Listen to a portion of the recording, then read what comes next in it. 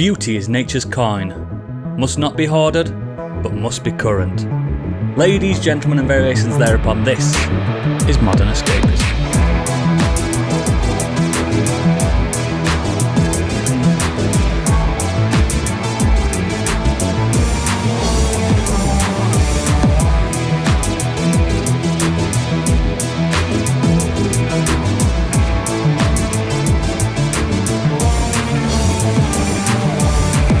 Hello and welcome to the show. My name is Outlaws, and let me delight you with our earthly pleasures.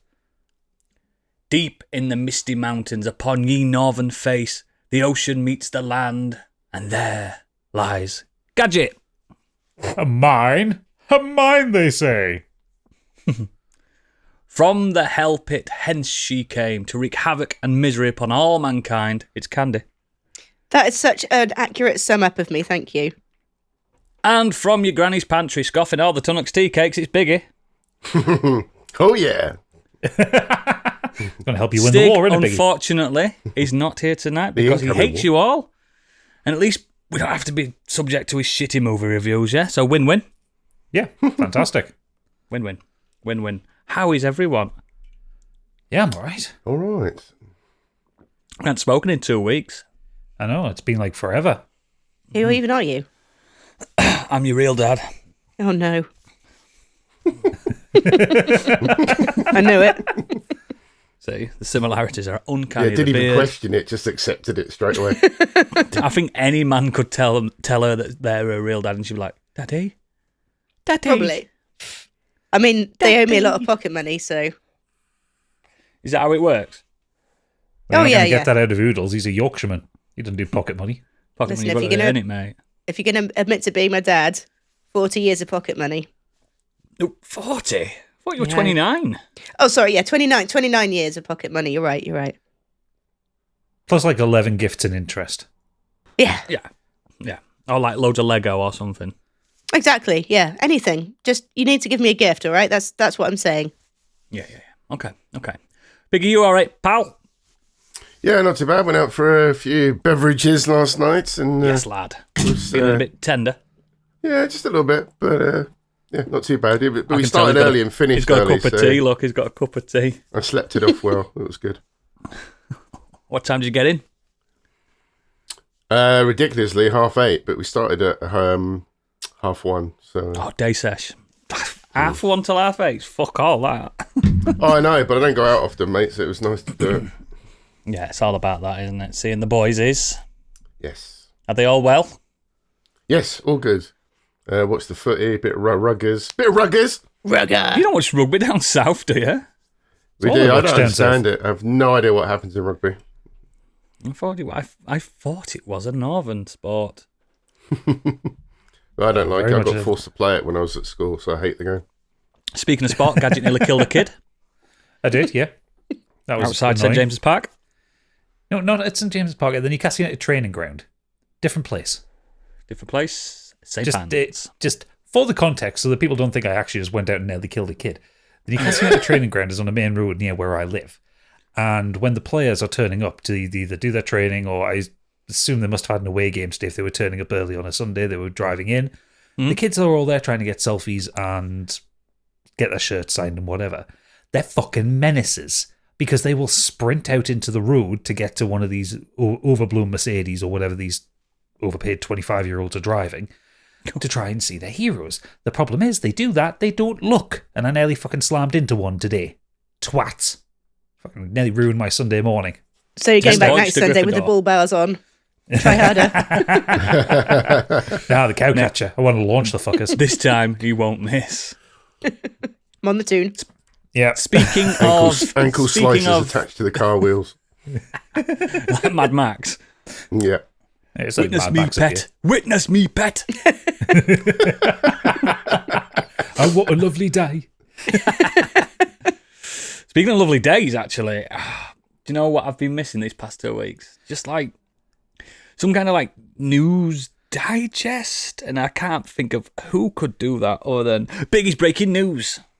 Ooh. You may already know, but he doesn't, because it's time for Biggie's Breaking News. Yes, first up from the world of gaming. Balatro wins formal appeal to reclassify poker game as Peggy 12. Peggy 12. Good. Peggy 12. Yeah, That it's was- all a bit that was- silly, this really, isn't it? Yeah, I it don't was understand what do you mean. So because it was a poker game, Peggy marked it as a gambling game. So it was automatically got a Peggy 18, which meant Well, I that agree. it was You're gambling with your time. well, no, but like because it's not actually like a poker game. It's like a roguelike. It's it shouldn't really have ever been classified as an 18 because you're not really gambling. You're just score building. Well, the only thing to do with poker is it's the poker hands, isn't it? Nothing else. Yeah, but Peggy just marked it as an 18. Poker game 18, gambling. Can't have the Are children all playing poker it. games 18 then? If they involve gambling, yeah. Yeah. I This has remember playing taken a blackjack year. on a Microsoft Windows fucking computer. Blackjack's in a casino. You're not gambling with real money though, right? No. So it's fine, I You're guess. losing all of your time. Yeah, gambling life. It's taken Yeah. a year to get this changed. And also the game that it was kind of based on or inspired by, Luck Be a Landlord, has also been reclassified as well for the same reason. You Do see, you that should be an Go 18 on. because you're playing a landlord in that game. Do you reckon that this change is going to make any difference in sales? Yeah, because it changes how we can advertise it. Oh, right. Yeah, so of course they can put it on things that he wouldn't be able to be on. Yeah. So even if it's not aiming at kids, it might aim at someone watching kids' stuff Or with their kids. You know, you can put like, sound like a really old thing to say in the modern day and age, but you can do like print ads in magazines and stuff like that, or you know, What is magazine? yeah, or like you know, like put like billboard posters up in public Billboards, and yeah. stuff like that. Okay. On a slightly tangential thing for it as well, I was reading that because Local Thunk, the developer, solo dev, he very rarely does interviews. He doesn't want to be the story; he just wants the game to be out there. But he did an interview with I think VG 24/7 or something like that. And he made the game and he expected it to do a handful of sales. And in the first 10 hours of it being live, he made Became a millionaire, didn't he? no, first 12 hours he made 300 grand. And he's like, he Fucking didn't know what to do with himself. He's like, I just made this for my friends. I thought they'd God, like That's know what literally to do just with like, it's just like winning the lottery, isn't it? Yeah. Imagine. He sold Candy now, would be ringing up his old dealer, wouldn't we, straight away? Absolutely. it's Get sold, over here, he I've got can, 300 he can call me grand. dad. I'll call him daddy. it's sold over 5 million copies now, and I think he's made nearly about 80 million out of it. And I He's was, doing all right then, isn't he? yeah, I loaded up yesterday actually, and I was sending Candy some of the new decks, like the new Fallout deck that's in there. I've been playing it non-stop since it existed. I've been playing about 45 minutes of it today. Yeah, Every day? I've had to avoid it at times, just to get stuff done, get housework The done. fact and that it's on my phone, it's on my laptop, it's on my Switch, anywhere I go, it follows me. It's a You curse. played it, Candy. I played it for about 45 seconds and thought, nah, it's not for me. I'm just not a lover of card games. I haven't touched it, so I'm the only one that's not. I don't even Stig's had a little peek. in Biggie, it. I wouldn't, mate, because I know your personality. You're like me when it comes to like Football Manager and stuff like that. You've got shit to You'll do, get Biggie. so- Don't do it. You will get so invested. You'll come back at the end of this year going, my best game of the year is Balatro. How much time have I put in it on Steam? Oh, good. I'm over 150 hours. 200, me. Rookie Yeah. numbers. That's only because I've deliberately not played it that much this year, so I could play other things. Next. Thank you. There's been a new price announced for the PlayStation VR 2 starting this month. It's reducing the recommended retail price. So weirdly, for just a PlayStation VR 2, you can pay just under £400, $39.99, and with that you'll get the headset, the sensor controller, and stereo headphones. No, it's still You too can also expensive. get, for exactly the same amount of money, the Horizon Call of the Mountain bundle, which will give you a PlayStation Store voucher code for said Horizon Call of the Mountain game, and then you get the PS VR2 headset, sensor controller, and stereo headphones. This is I won't buy it if it were a tenner. worth remembering that it launched at £530. That's ridiculous, just- isn't it? And they're still not supporting it. 120 technically, maybe. either. I'd spend 120 on it. I wouldn't even... Mate, if somebody dropped one off at me and says, here, do you want this? It'd be sold that day. Wouldn't even unbox it. What a gimmick. I just But we've had this argument in the Discord about gimmicks and whether things are or not. This, in PlayStation's eyes, this is because they've done fuck all to support their last one and this one. They would rely on third-party developers to present any sort of value for it. I think you have too much faith in that company. So if the VR2 would have sold bucket loads, it wouldn't be a gimmick to them anymore. It's all about where the numbers are. They've always done it since the Vita. You know what I mean? If the Vita was as popular as the DS, we'd still be talking about PlayStation handhelds. It's just that company literally just follows the money. They don't care about consumers. They only care about what we're consuming. But they do such a big launch for it, all the promo, and then they just do nothing afterwards. Yeah, because it potentially could have caught on, but the price was horrific. So according to Wikipedia, there's 368 games that are compatible with PSVR 2, but there's only about, I'm just going down this list, I think there's only about 15 of them that are actually exclusive. Sony. Like the rest are just PC games that are cut over. It's mad, isn't it? There's one coming out apparently in April. It's called Apollo 13: The Lost Tapes, which is a horror shooter. If it's not got Tom Hanks in, I'm not bothered. A horror shooter? on Apollo 13. Slightly curious about this one now. You play as Kevin Bacon, and you're up there. No, you play as Gary Sinise, like back on Earth. Gary Sinise. The guy who never went anywhere. You just go around with him in the office. I remember watching that film with my ex-girlfriend years and years ago, and she was like, "Which one's Neil Armstrong?" I went, "We can't be together anymore." He never made it to the moon. It was Jim Lovell, wasn't it? Yeah. Not Neil Armstrong. Anyway. Okay, so I've just found the description of this game. I know this is just like bleeding into the news, but this is fucking hysterical. As a CIA agent on your first day, you are given access to classified documents by an unknown source who has hacked the power grid. What you uncover is the true story of the Apollo 13 mission through a series of tapes recorded by the mission's commander. The Apollo missions were not our first journey to the moon. In reality, we'd been there for decades, constructing a military base on the dark side of the moon, the site of the most important scientific experiment in history. Time travel. On the moon? Get in. The early Apollo mission secretly brought nuclear weapons from the Cold War stockpile that would power the portal. On April 13th, 1970, the portal was activated, just in time for the commander of Apollo 13 to be the first time traveller, going 200 years in the future to a planned Mars military outpost. They successfully opened the door to the future, but also a door to unfathomable horror and evil. That sounds kind of lit. 200 years exactly into. How did that happen? I'm kind of into it. I'm kind of feeling it. Like Tom Hanks as Jim Lovell. Is it Jim? I said that, didn't I? Yeah, it's Jim Lovell. Yeah, Jim Lovell, and it's like Tom Hanks going, "Oh, I'm Tom Hanks," and he's like, it's like Doom. Oh no! Fucking hell. Next up, Warner Brother Games closes multiple studios, and the Wonder Woman game has been cancelled. Now this one bothers me, not for the Wonder Woman game, but the fact that they closed fucking Monolith. The twats. I didn't know there was a Wonder Woman game coming. Yeah, exactly. Okay. It's actually what Monolith was working on. Monolith did Shadows of War, didn't they? Yep. Mordor. Yep. Created the Nemesis system. Player First Games, which did the multiverse, and Warner Brother Games San Diego, which focuses on free-to-play mobile games. But they also confirmed that Wonder Woman game had been cancelled. Which also means we're not going to get that third Mordor game. At least teased for a decade. It didn't end on a cliffhanger, though. They got that Nemesis thing that's really cool, but they can't use on anything else because they patented it. Yeah, Warner Brothers still own that, yeah. Which sucks. So, someone in one of the other Discords I was in pointed out that like the Nemesis system would have been incredible for like Red Dead Redemption 2. Yeah, but I'm over it. It was fun at the time with all the orcs coming and stuff like that. And yeah, it's more the it's more the fucking brass neck of Warner Brothers to patent a gameplay function like that. I mean, Warner Brothers have been the bad guys for like the last 5 years at the moment. Longer than that, Jesus Christ.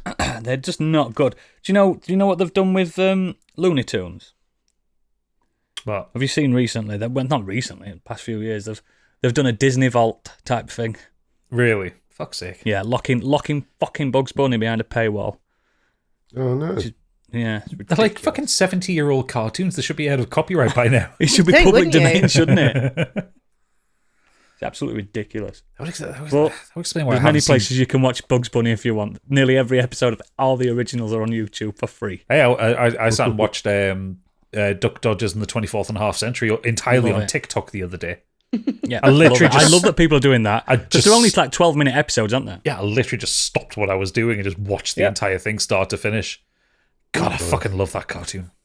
I love a lot of the Very Rabbit good. season ones with Elmer Fudd and stuff. I love that shit. It's just anything with Love that. anything with Marvin the Marsh for me. That makes me very, very He's such- angry. Such an underrated character. Everybody else gets mentioned loads, but he's a dude, man. I also love there's that one where Bugs meets the abominable snowman. And it's a classic. please, I will pet him and I will hug him and I will call him George. Love that. But imagine all that good grace from Warner Brothers is fucked because all these poor souls from Monolith and all the other lost their jobs. Like everyone, I would be so frightened to get into that industry nowadays. Yeah. Wouldn't you? I think the only way you can get into the industry now and like is to do a local thunk and just be like a one-man show that fucking just do make sells your a own load. game. Yeah, this is absolute. They were right, weren't they, when they predicted that indie's going to dominate? Indie is dominating.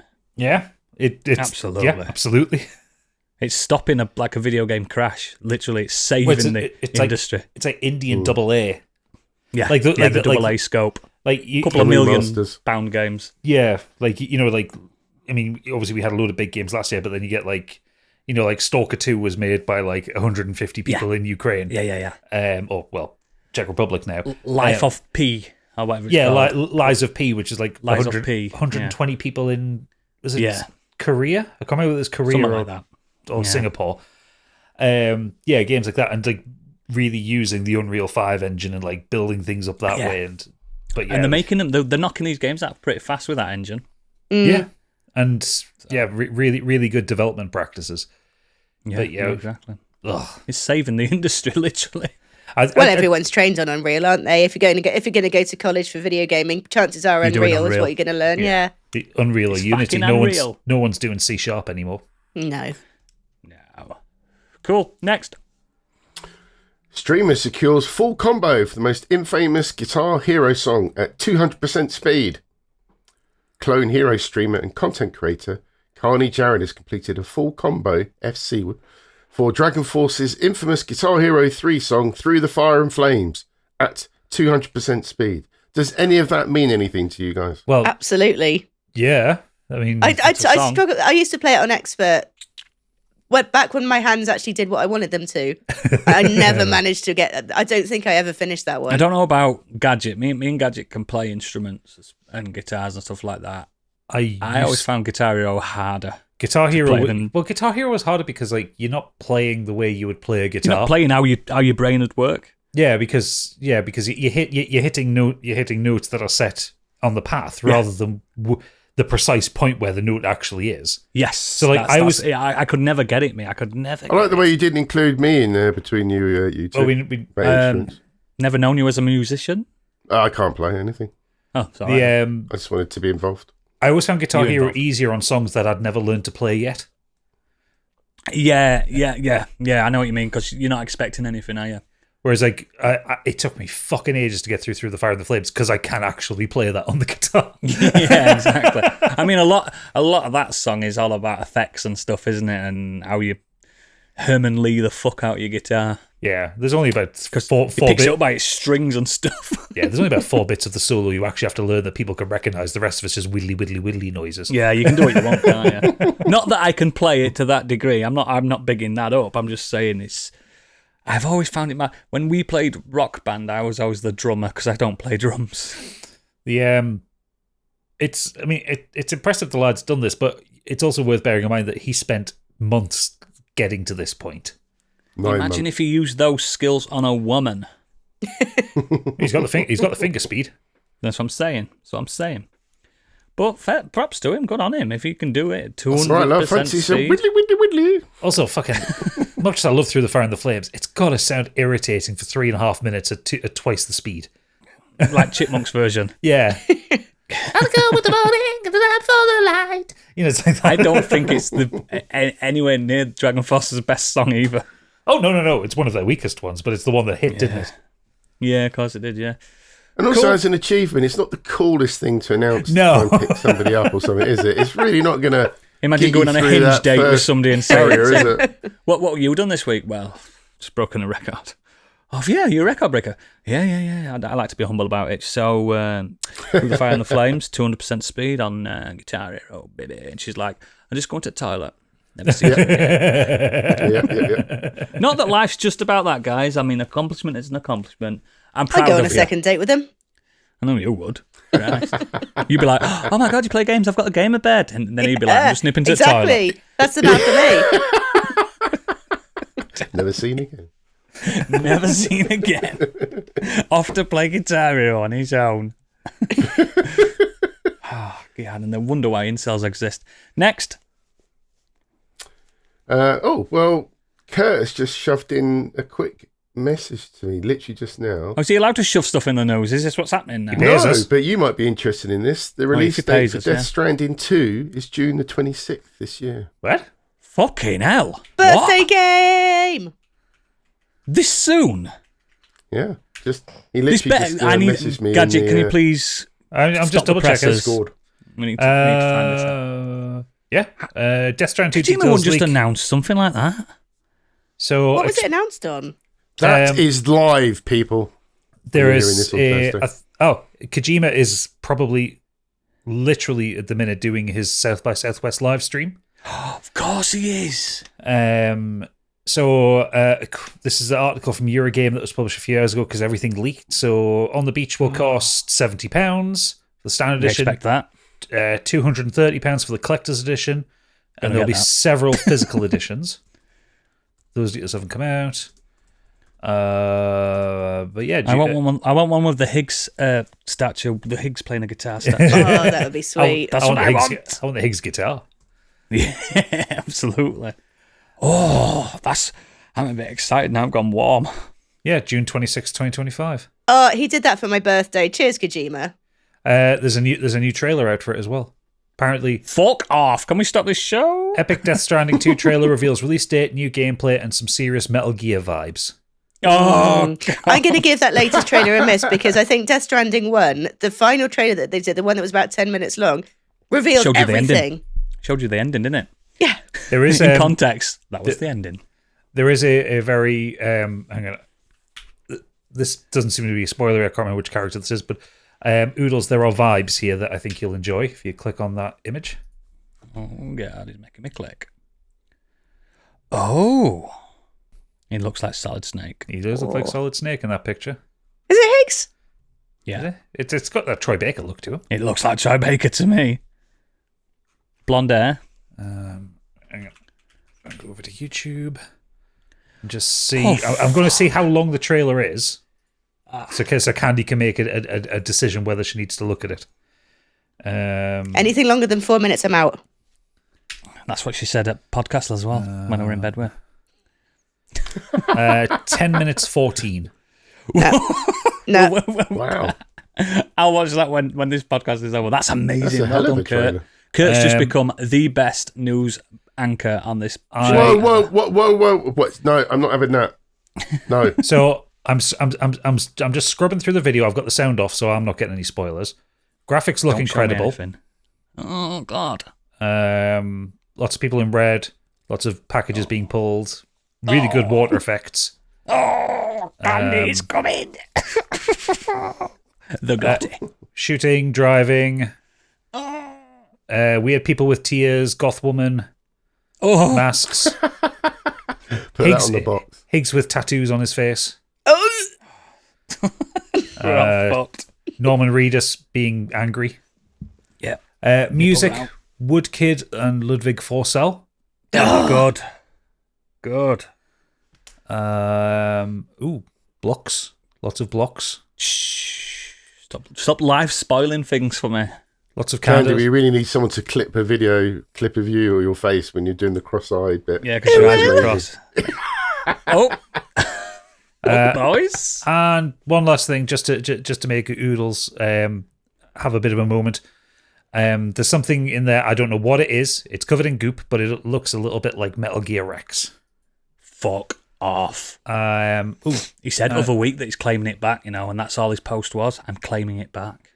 The collector's edition has, hang on, I'm just looking at it now. £1 million. It's got some in-game items, some pre-order bonus content.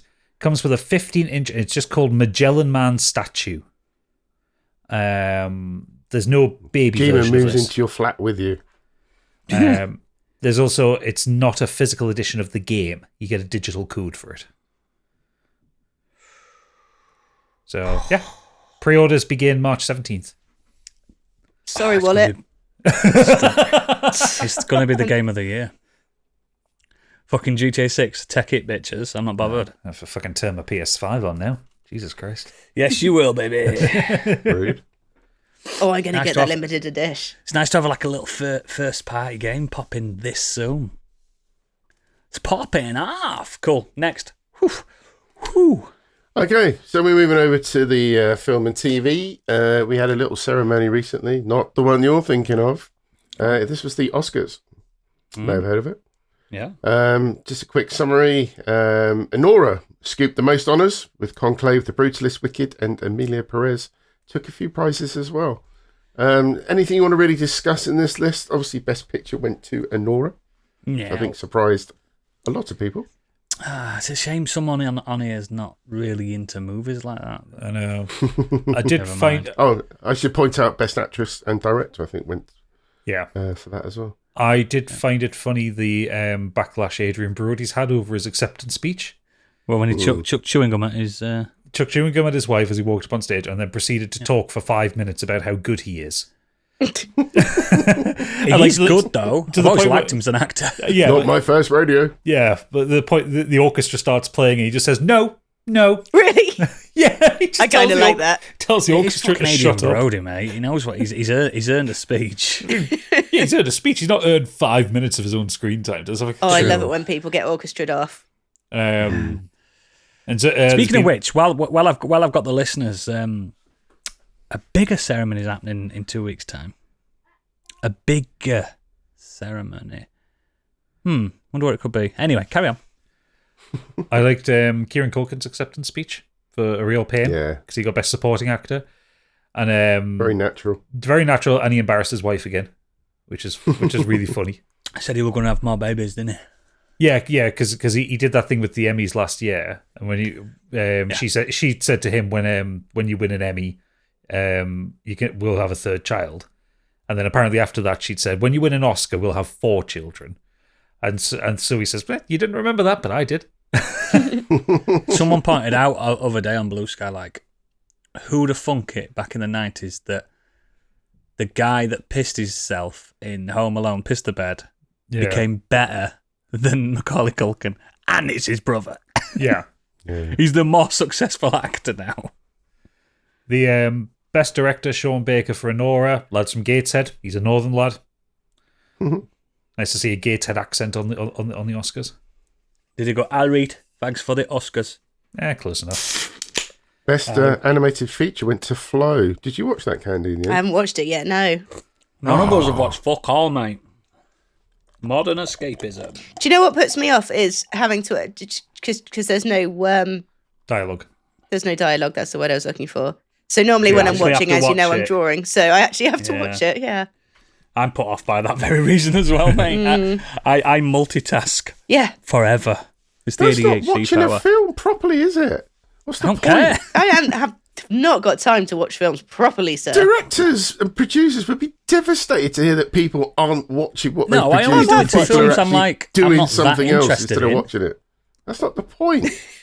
Like, if I've paid to go to the cinema or I've paid to view it, or it's something like Oppenheimer, I didn't blink, for instance. Do you know what I mean? I didn't blink for 3 hours. It's just some films, like whatever that fucking film you've just been on about, this animated one, I don't even know its name. I'm Flow. that not bothered. I'm only doing this to wind Stig up, by the way. I'll do it for you, Biggie. I'll watch it for Because you. he's not here. Thank you. No, You know- if it's the first time I watch a film, I watch it thoroughly. I don't watch it. I'm not like Candy. I don't draw. If The it's a other- second viewing, then I After will. you've watched it, Candy, you'll literally just do a literal high five or a fist bump because you'll just be like, yes, you were right. Okay. I get it. Flow. I'll do it.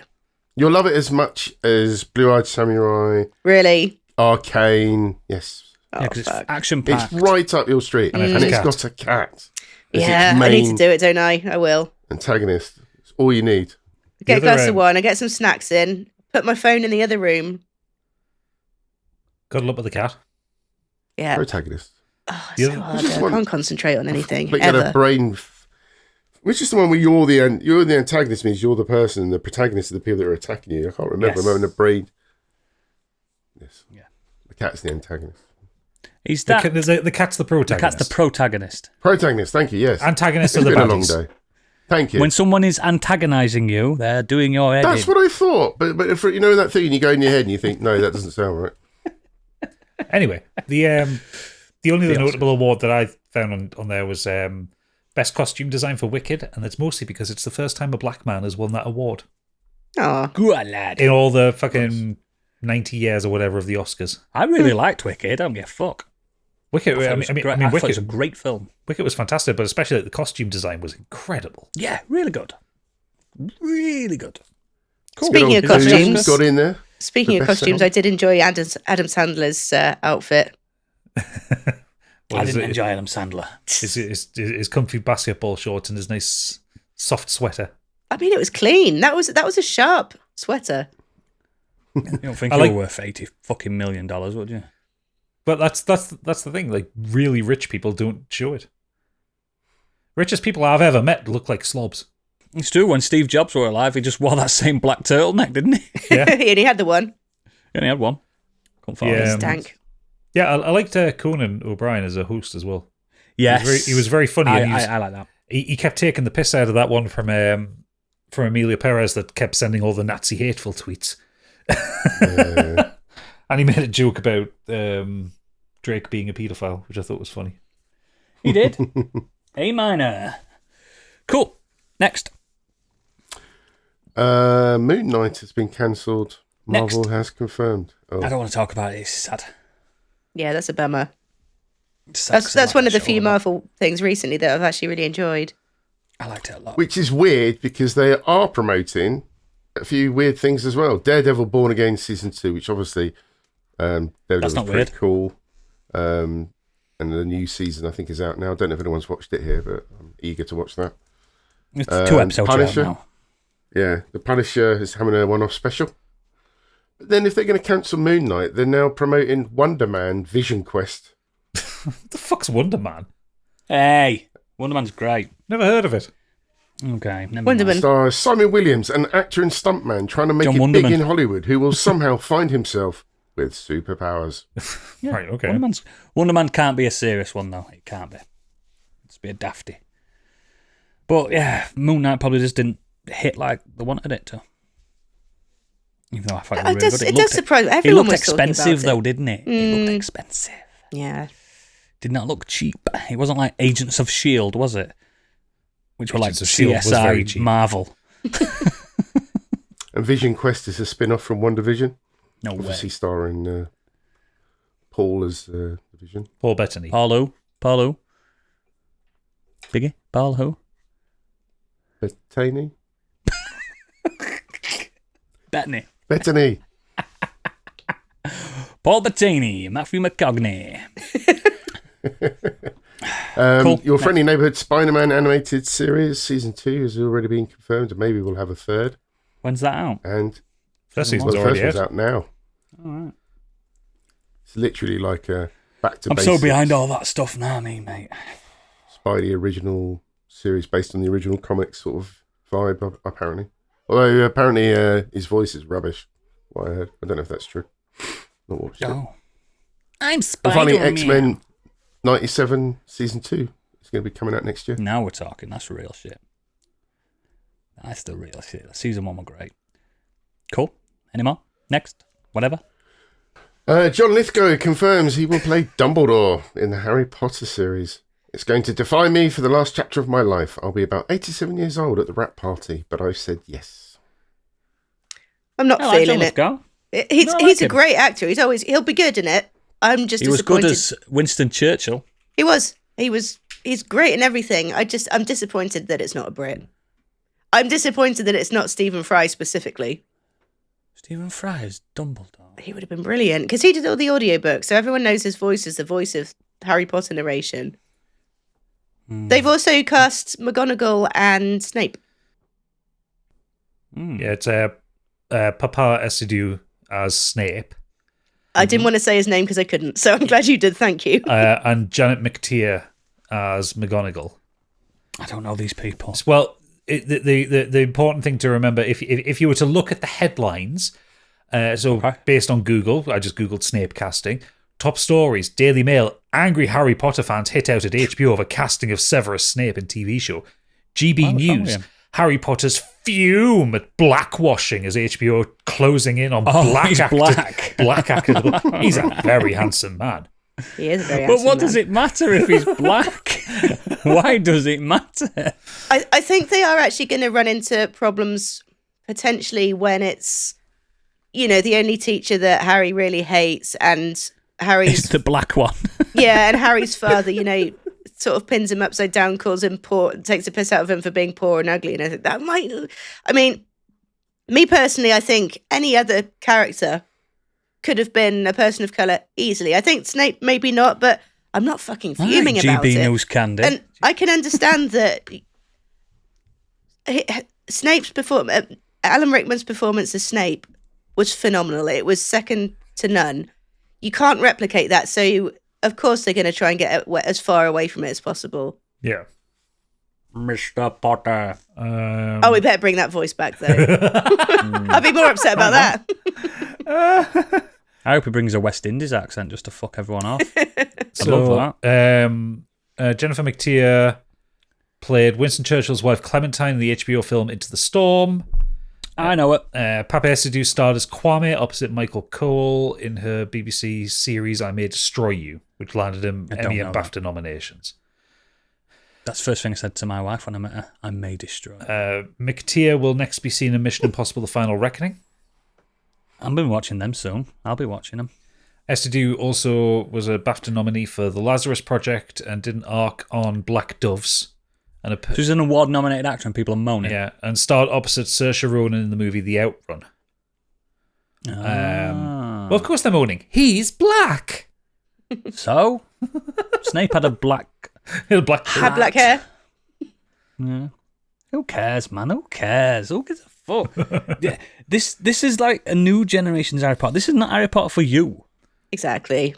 This is not your Harry Potter. It's my daughter's Harry Potter or my daughter's Harry Potter, depending on how long it fucking takes. Saw an article, I can't remember where I saw it, but they were saying that because of a certain person's views, they're She upset who that shall not be people- named. Yes, the actors and actresses that end up joining this new version of Harry Potter are basically still supporting her because at some point she'll still get money from it in some way. She is involved in this one. Like she is. Yeah, she's producing it. She's and in they production. think that will tarnish all the actors and actresses that star in this TV show in the future because There won't be any trans people in it, will of there? that connection, And it's an interesting point, but yeah, it's kind of a bit harsh as well, isn't it, on the actors and actresses? 'Cause it's also a career for them. Do they just Look, go, right, I'm all for I morals. don't want to appear in this? I'm a and, social justice warrior, but if they're offering me a couple of million to do it, I'd do it. There's that, and I don't Who think gives this a Harry fuck? Potter coming out is going to be anywhere near as huge. So No, is it L? Is it X? But I think there's also that element. The Harry Potter films, although they have problems compared to the books, most people consider them pretty definitive. It would be like redoing Lord of the Rings with a different cast, And we all know that Ralph Bakshi is the best one. Well, yeah, of course. I'm joking. Yeah, whatever. I mean, I'll be dead by the time this comes out. I'm not bothered. It's out When's next it week. due? Oh, for fuck's sake! Nah, it'll be years away, won't it? 26, 27 they're aiming for. They haven't cast the kids Sure. yet. They're not old enough to be cast, I wouldn't think. They'll be casting the months leading up to start Yeah. the shoot to keep them at Yeah. the right age. Yeah. I would imagine they've probably got a handful of kids and they're rehearsing them and just seeing, because they have to give them acting lessons as well. They're going to be sort of 9 years old at this point. So they'll be going to like acting school. They'll be going to probably Harry Potter school, and they'll cherry pick the ones that suit the character best, I would think. Yeah, because this is like a new start for them, isn't it? This is a breaking out role for these kids. Yeah. I'm not that arsed because I've got the films. That's all. You know what I mean? I've never read. I've only read one of the books. Readers will continue. You know, like Lord of the Rings, hands down, and I guess the Harry Potter books are famous. Like I say, it's not our Harry Potter. We're not supposed. You can't be angry. GB News just love like places like that. Just love attaching something like. Oh, I know. Fans are outraged. Are they? Well, maybe they're marching the streets. Maybe one or two gammons in a Facebook comment section are. Name me one. we know the three ones. people they interviewed. The ones that are wearing we know the ones. hats. Those without profile pictures and numbers for names. Those guys. Okay. Hufflepuff Dave. No, they won't even put Dave there. Hufflepuff 7924657. Never posted a video or a comment. Just anger. The one Just making a note there in case it's your PIN number. Let's move past Harry Potter chat because it's going on too long. Oh yeah, over to the world of music. Oasis fans disappointed after realising they bought it. No, after Liam Gallagher shares a set length for the reunion tours. An hour. Apparently their set will come in at 59 minutes and 59 seconds. All right, we've finished. Fuck off. there's an element of he's probably taking the piss with us. He takes the piss on Twitter all the time. Taking piss. But there's also a part which makes me think he still really fucking hates Noel. I wonder if his set is 59 minutes, 59 seconds, and then like the rest of it is Noel songs at the end. Oh, I wonder. That would make sense because he doesn't need to be there for them. That means he can like get out of. It means he can get out of the arena before Noel comes off stage. Just imagine halfway through this gig you've paid £400 to be for. All right, lads, I'm leaving now. My brother's gonna keep you going for the next hour. Dare I say this is a car crash waiting to happen? I'm surprised none of us made a prediction about this. No, because it's too safe a bet. It's not going to fucking happen. They're going to get in a rehearsal and stab each other with guitars. This is why I wanted to go to that Cardiff gig because that was the first one. I was like, that's the only one that's going to happen. They're gonna rock up, right? This is cigarettes and alcohol, and it's gonna end after that one song. That's it. It'll be right in the middle of Roll With It, ironically enough. Fucking smash. Or Don't Look Back in Anger. Whenever I buy gig tickets, I never buy the gig ticket insurance because it's just like it's Ticketmaster just fucking sponging it. I would for that. I would buy it twice over. Fucking premium ticket insurance. I'd pay more for the insurance. They probably aren't offering it for Oasis. It's a foregone conclusion that it's not going to happen. Yeah. Cool. Next. Just quickly over to Billy. Billy. Oh my goodness! There's no Billy here. It's Biggie's bullet points. Billy's bullet points. Wow. Anyway. Stephen King confirms his involvement with The Dark Tower. In an exclusive interview with IGN, he confirmed... he wrote it. Yes, but he'll be involved in something to do with the project. Headed up by Mike I've seen Flanagan. that fucking film adaptation. I mean, this is a new take on the film adaptation with Mike Flanagan involved. So he's got good Now form. you have my curiosity. It's not going to be that one with Idris Elba. I didn't mind Idris in it. It was everything else. McConaughey in it was the worst thing in it. All right. As Randall Flagg. It's like, what are you doing? You know that one's supposed to be a Scouser? No, but let's not get into the stand and all that stuff. Christ, let's not get into this, the Kingiverse. Fucking hell. Be here all day. Not enough cocaine. No. Next up, Bloober Team and Konami. Continuing their collaboration, they've announced the signing of a new agreement for a joint project. Developers are focused on a new game based on Konami's IP. What do you reckon it is? Castlevania? I'm going with Contra. Super Contra, some war. I can't see Bloober doing a straight-up action game. I reckon it'll be Silent Hill 3. I was going to say Silent Hill 3. I'm sure. It's done so well, hasn't it? Let's be safe. More on that later. Yeah. Xbox's new Fable game has been delayed to 2026. Fine. Boo. Gameplay Let 'em cook. Gameplay looks cracking. Let them cook. Anything like that, let them cook. Zendaya has been cast as Shrek's daughter in Shrek 5. Let them cook. Let them change the art style. That's a fucking ugly Sonic moment here.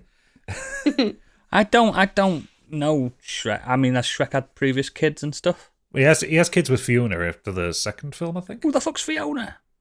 The lady Shrek. Oh, The lady she Shrek. Shrek. She Shrek. I'm talking in one Noodles' title there. language. He doesn't Lady know. Shrek. He doesn't know the franchise. It's like The one with the orange hair. yes, Cameron Diaz. That's not Cameron Diaz. That's her voice. Fucking ogre. Tis now. No. But Shrek's not Mike Myers, but it's his voice. Oh yeah, it is, isn't it? I need to watch Shrek, don't I? You do. The first two. After that, 1 and don't 2, bother. forget the rest. Yeah. 20 years on, after its demise, publisher Acclaim is being resurrected in order to support indie developers and reignite classic franchises. Bit random, isn't it? Corporate investment group probably bought the name. This is not a claim. Hey. No, I didn't mean it as a joke. It's not the company I claim. Well, it's the same way that It's just Atari's not the Atari from the 70s Atari's and not 80s. Atari, is it? Konami's not Konami that you think it is. Oh, It's all different things. But yeah, whatever. Next. It's just interesting considering so many projects and stuff are getting cancelled left, right, and centre, and then they come out and say, "Yeah, we're investing in gaming." I mean, it'll be nice to see the Acclaim logo at the start of a game because they released some really fucking good games when I was a kid. They did. They keep that old logo, that colours going across the yard. I'll be in Yeah. there. What was their best game? I'm trying to think through Acclaim's back catalogue now. It depends on because they had eras. And they did publishing as well, so it might have not been an Acclaim game. They might have just published something. Let's have a look. Mortal Kombat 2. Yeah, but that was Midway, wasn't it? Well, no, but these are ones that they've published. They published Forsaken, Alien that. Trilogy on the PlayStation. They developed that the one. Doom clone, yeah, that were good. Yeah. That were good. Turok 2 Seeds of Evil. I was going to say it was Turok 2, wasn't it? That's where I remember Turok, it I think from. it is Acclaim Turok, isn't it? I think it is. Developers were Iguana Entertainment. They published it. They published about 6 WWE and WWF games. They did, yes. Legends of Wrestling, Forsaken, Alias. Forsaken was so good.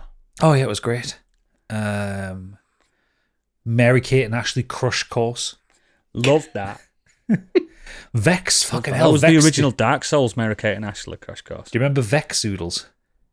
I do remember Vex, yeah.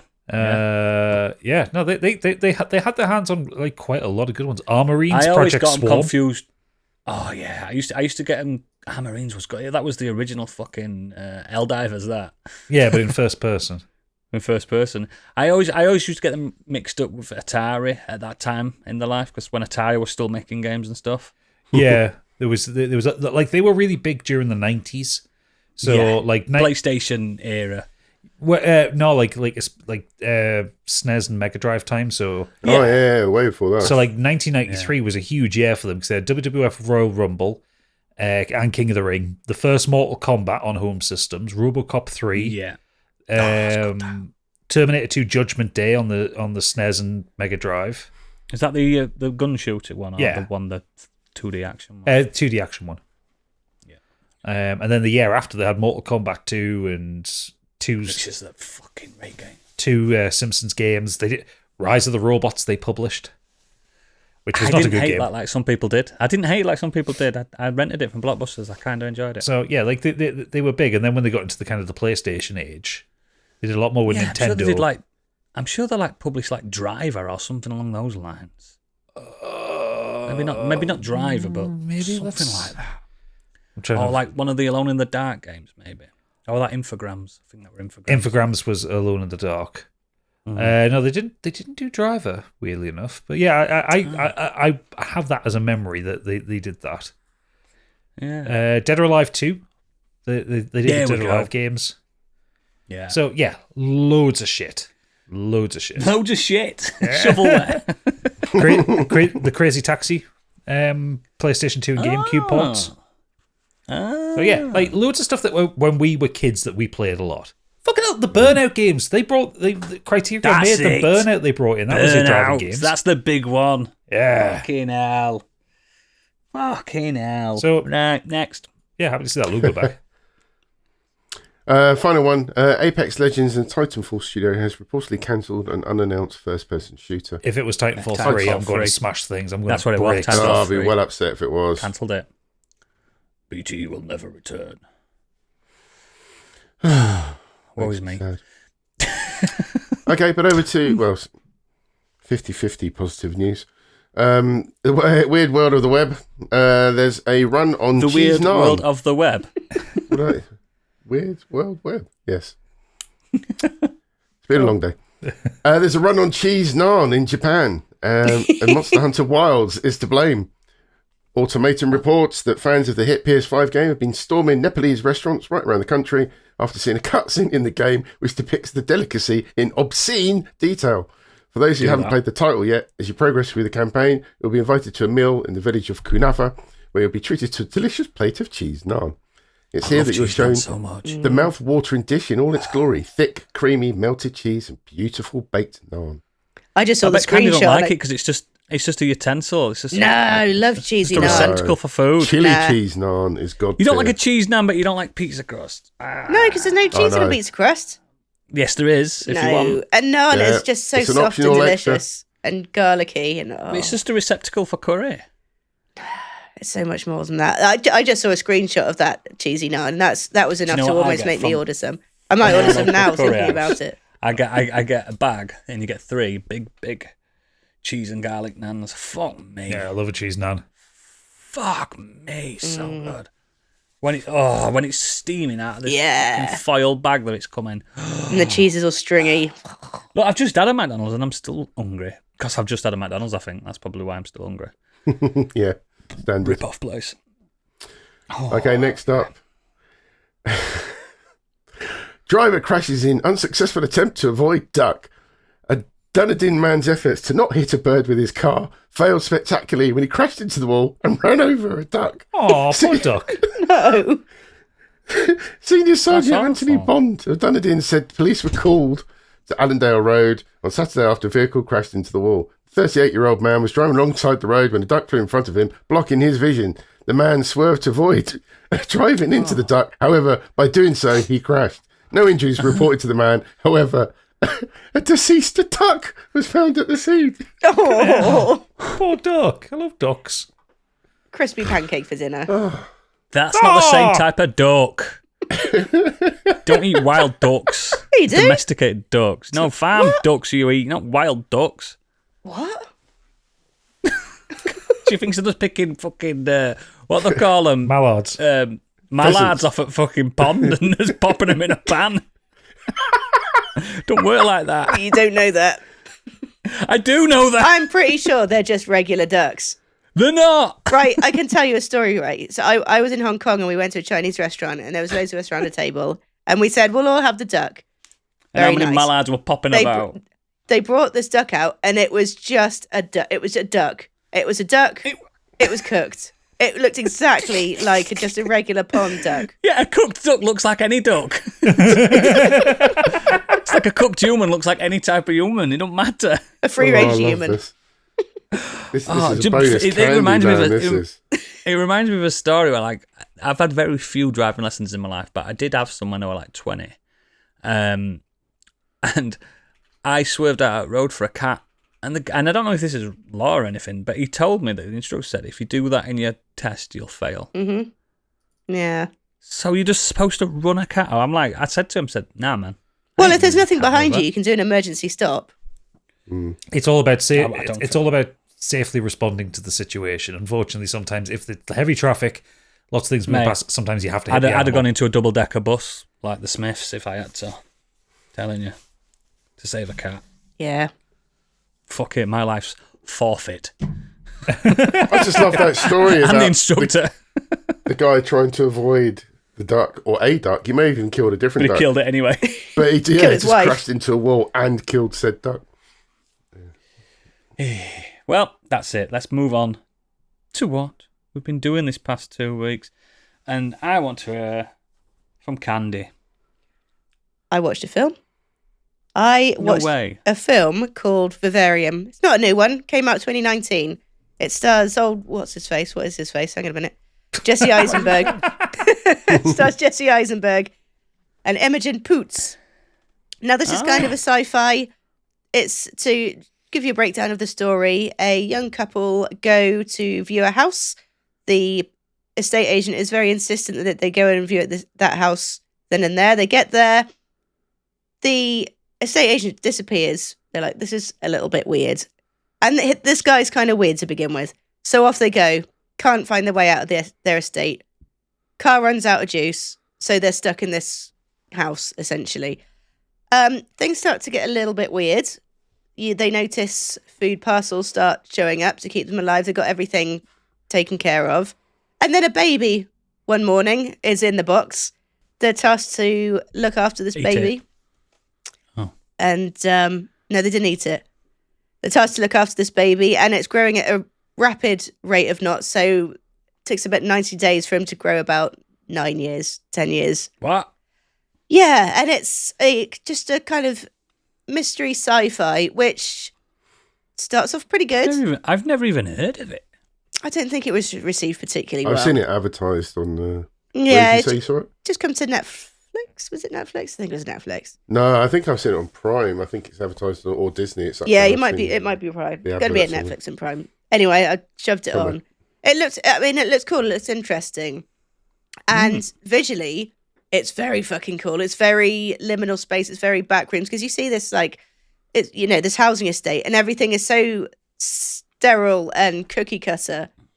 It looks absolutely fantastic. But of course, the shit hits the fan, and as does the plot, really. It starts something fun and then doesn't really take it anywhere particularly new or particularly interesting. I enjoyed the first half of it. It's like sometimes that you think that they've written a cool concept and they haven't really thought about the ending. Yeah, it's one of them. Christopher Nolan, yeah? Yeah, it's just not a winner, unfortunately. And there's not a whole lot to say about it. I would love to, give you an in-depth. It's one of those like I am intrigued to start watching this just from what you've said. Mm-hmm. I want to know where it goes, even though I know there's probably diminishing returns. But I want to kind of watch it and see how far my attention span lasts with it. Because I did watch that Gorge that you recommended other week, and I really liked it. Until you didn't. Until they went into the Gorge. It's not that it even does anything particularly sort of bombastic with the story or anything, or it does anything. It doesn't sort of. It's not a point. There's not a point where it jumps the shark. It just kind of trails off. The acting in it's great. It's fine. It's Jesse Eisenberg doing his normal thing, like talking really staccato and kind of nerdy. Yeah. I think probably the best performance was this kid that they're raising. Absolute horrible little nutcase. They all are. All of them. Every kid on the planet. Yeah. So I mean, it's fine. It's fine. It did a Sunday afternoon for me. Yeah, this Sunday, because you've got nothing else done in 2 weeks. Well, no, I've got one thing, but I'll talk about it in the green room, because it could get a little bit political. Oh dear, she's been watching the news. I will never watch the news. I get my news off Facebook like every other adult. Right then, cool. If that's what you've got, that's what you've got. That's what I got. Yep, I'll go next. I've watched a show and I've played a game. I'll start with the show. I've started watching the new show by the creators of Peaky Blinders. Thousand Blows, it's called. Oh, is that the one with Stephen Graham? Stephen Graham. Probably my current favourite British actor. Just because he can do no wrong in my eyes. Even if he's in a shit something, he's the best thing in it. Venom, I'm looking at you. All three of them. He's always the best thing in whatever he does. Peaky Blinders is a funny one to talk about because people love to rag on people liking it. Do you get what I mean? It's one of those. It's like when people rag on people that like Stranger Things. I loved it. I, for some reason, haven't seen the final season. I thought Peaky Blinders was sensational. I think it's really good, and I love Cillian Murphy in anything he does. Last season's the worst season, but it's not terrible. Oh, but is it? It's not terrible. It's not bad. It's just not as good as the first. You know what I mean? I think the first season's amazing. But yeah, so it's set in Victorian London in the reign of Queen Victoria, obviously, and it's about two Jamaican immigrants that, at the time, the British Empire was expanding, so Jamaica was part of a Commonwealth at that point, and they were promised, "Come to London, there's loads of jobs." Oi, oi, oi, oi, oi, oi. As we all know, as colonialism does, they stretch too far, and they have to bring people back because you went too far. And these two Jamaican lads come to London, and it turns out it's a right proper cesspit. It's a dive, isn't it? It's horrible, London. Horrible, London, all right. Literally, always has been, always will be. Everyone in it sounds like you, mate. Everyone, apart from the Jamaican boys. And they're walking around Chelsea when they first get there, which is the nicer bit of London at that point. And it's like, God, if this is shit, we're headed to the East End. And they go to the East End. And that's when everything kicks off. There's pickpockets and Oliver Twist style characters. And it turns out that there's a gang of female thieves. And they're getting broiled in all that. But it turns out these two lads from Jamaica are daaaaahn boxers. They're really good at boxing. Oh. Like 1,000 blows, there you go. So they didn't come to London to box. One of them came to London to be a lion tamer. I'm not making that up. And the other just came with his friend.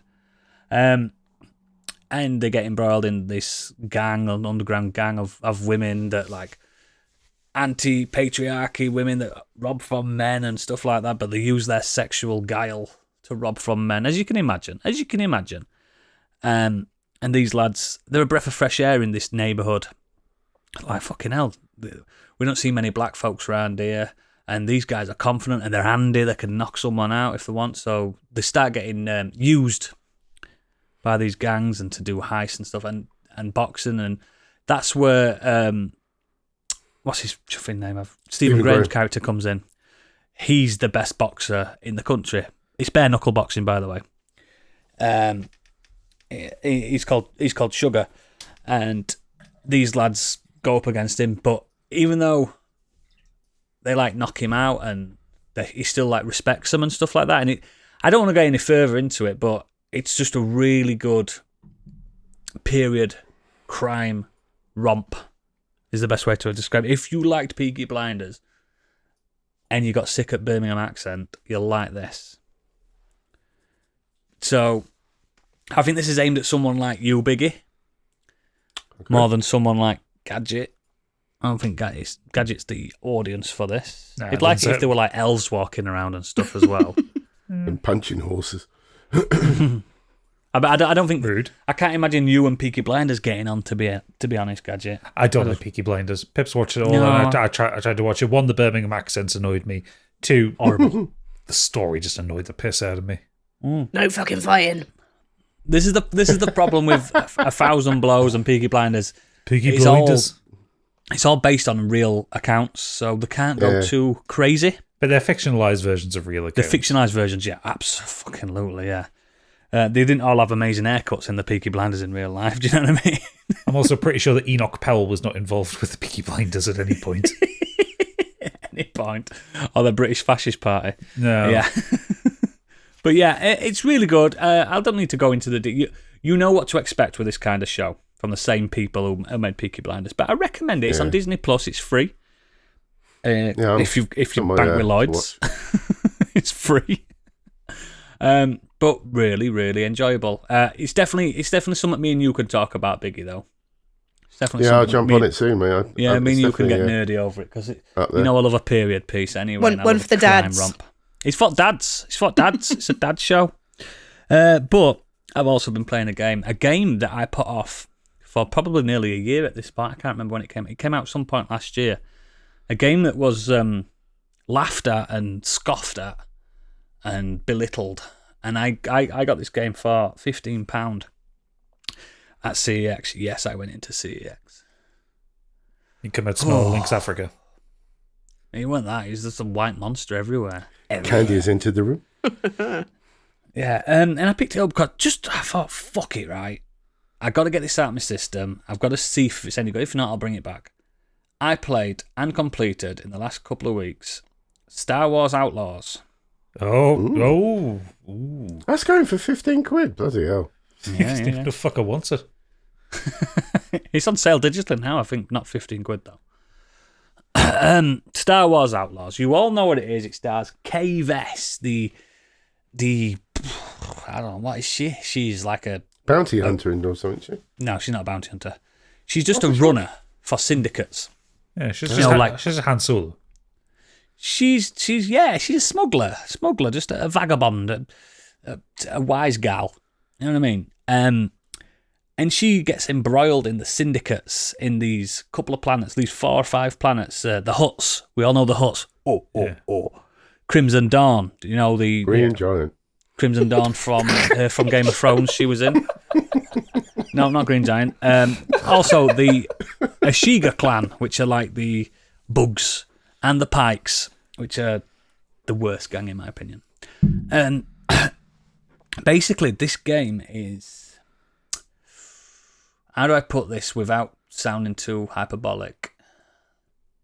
To me, it felt a bit like a cross between GTA and Mad Max, but with a Star Wars coating.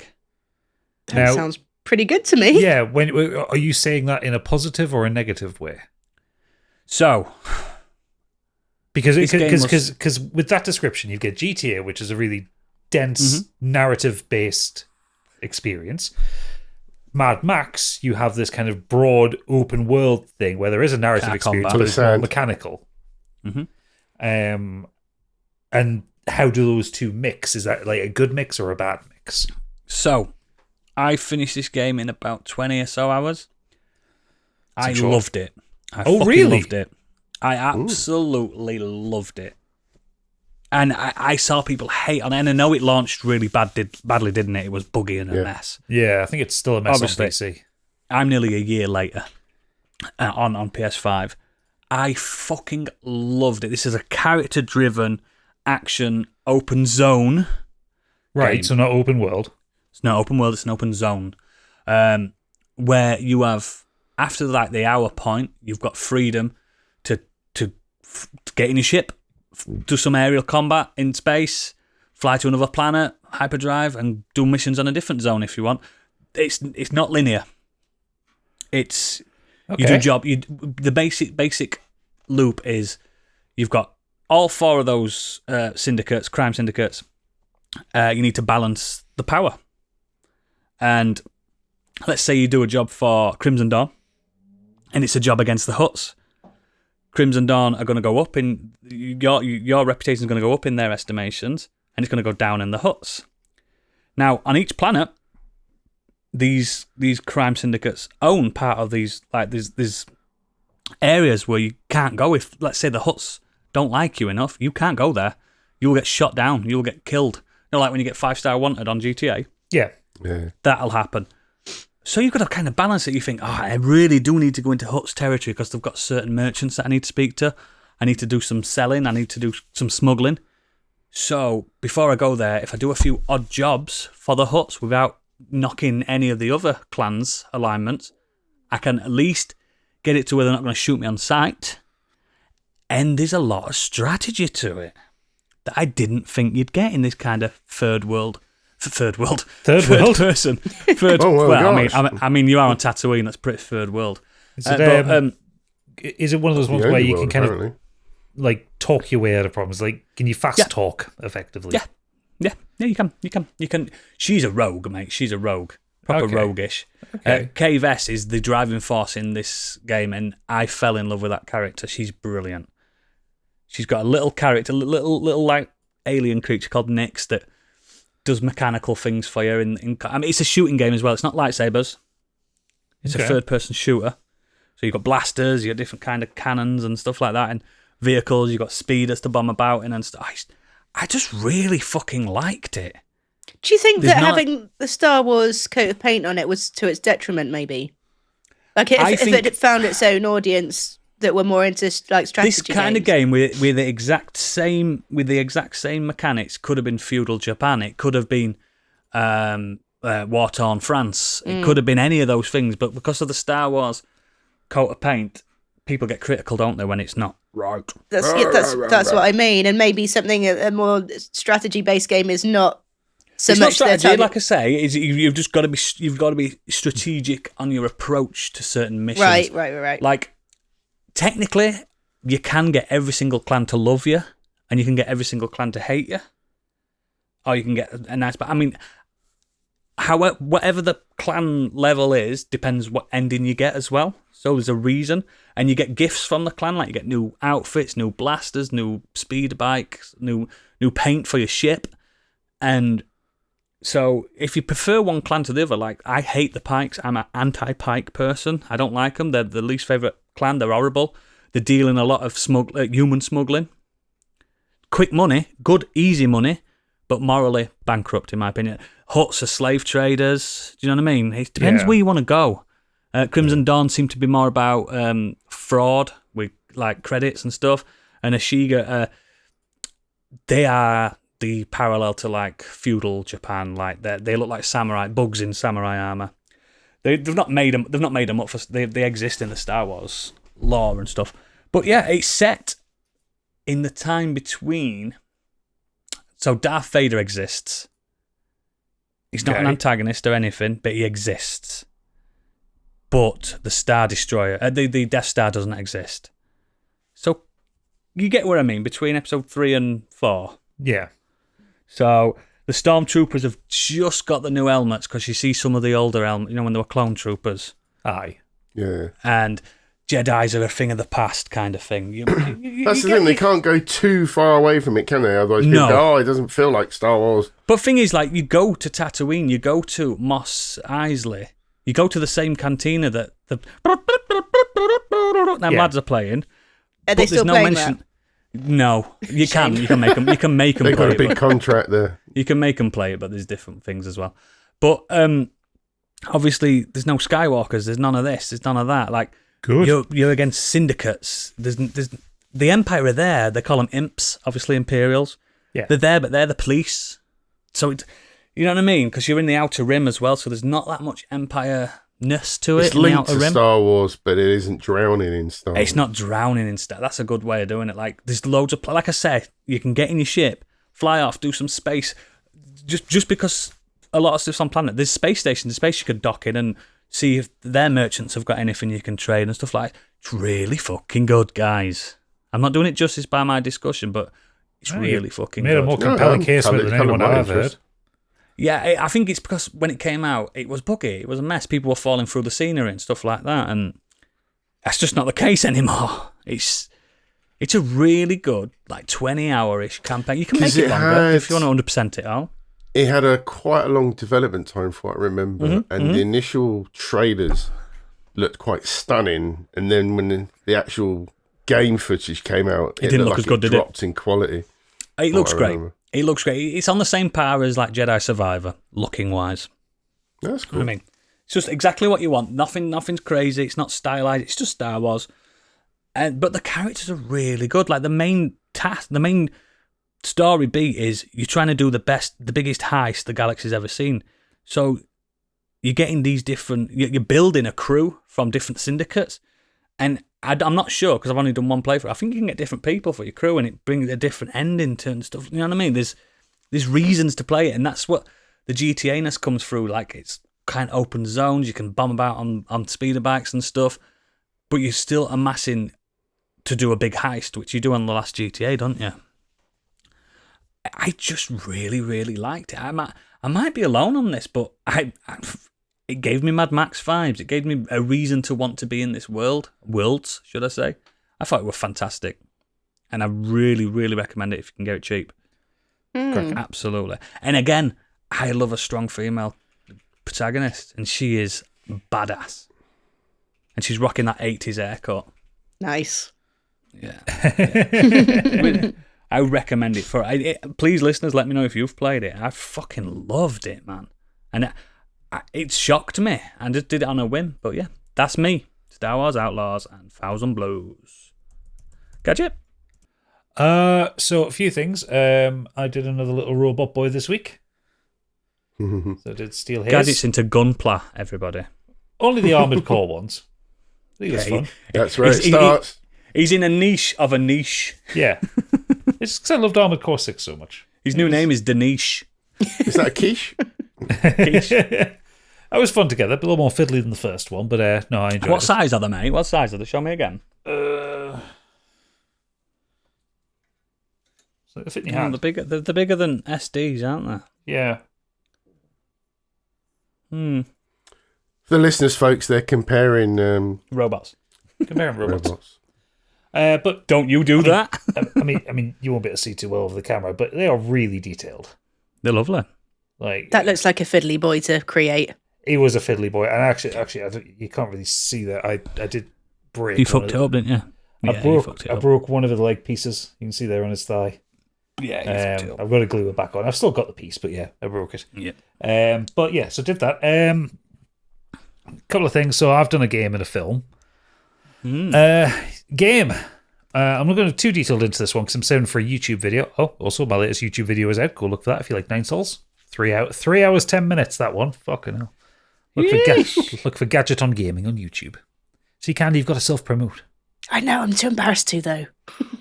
Go So, watch Candy's go video do as it. well. Yeah, Candy's new video on onlyfans.com/Candy Machine. That's right. So yeah, I started playing a game for my next video. Playing Silent Hill 2 remake, Oh, we have reviewed this. the Bloober Team one. Yeah, which is why I'm not going to go into too much detail because I'm talking about it for the video. Yeah. But it's fucking good.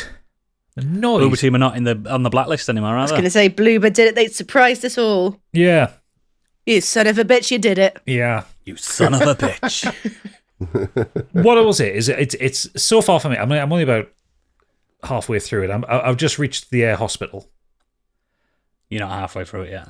Oh, well, okay. I'm about just over a third of the way through it. Yeah. In the original game, that's halfway through it. Yeah, I know. Remember when I told you this, when I said, Yeah. you were like, oh, you're halfway through? I'm like, oh, brill. I weren't. Yeah. Okay. So there's a lot of good stuff they put in the game. They've done really well with remaking like the characters. Like the character animations are fantastic. I'm enjoying a lot of the voice performances, apart from Angela's, but there's reasons for that one. Yeah, because they're good in this. That's why you're enjoying it, because they didn't used to be good, did they? Sort of, but Angela's one was always like, hers was always very dreamlike and out there, and I quite liked that. I don't like the way the new actress is playing it. It's not bad, I just don't like it. Yeah, I get that. What I will say is, as someone who has played the original to death, the new stuff that Bloober have put in, I don't think works that well. Mostly because it's a bit nothing. Which do you mean? So like that, there's that early quest where you've got to, the one involving the side quest that they do. Yeah, the one involving the record player. Yeah, that it was just like, I mean, it was a 40-minute diversion, but nothing. Yeah, it didn't really add anything for me. You know, it didn't add anything to the no, story. it seemed like padding, didn't it? I get what you mean.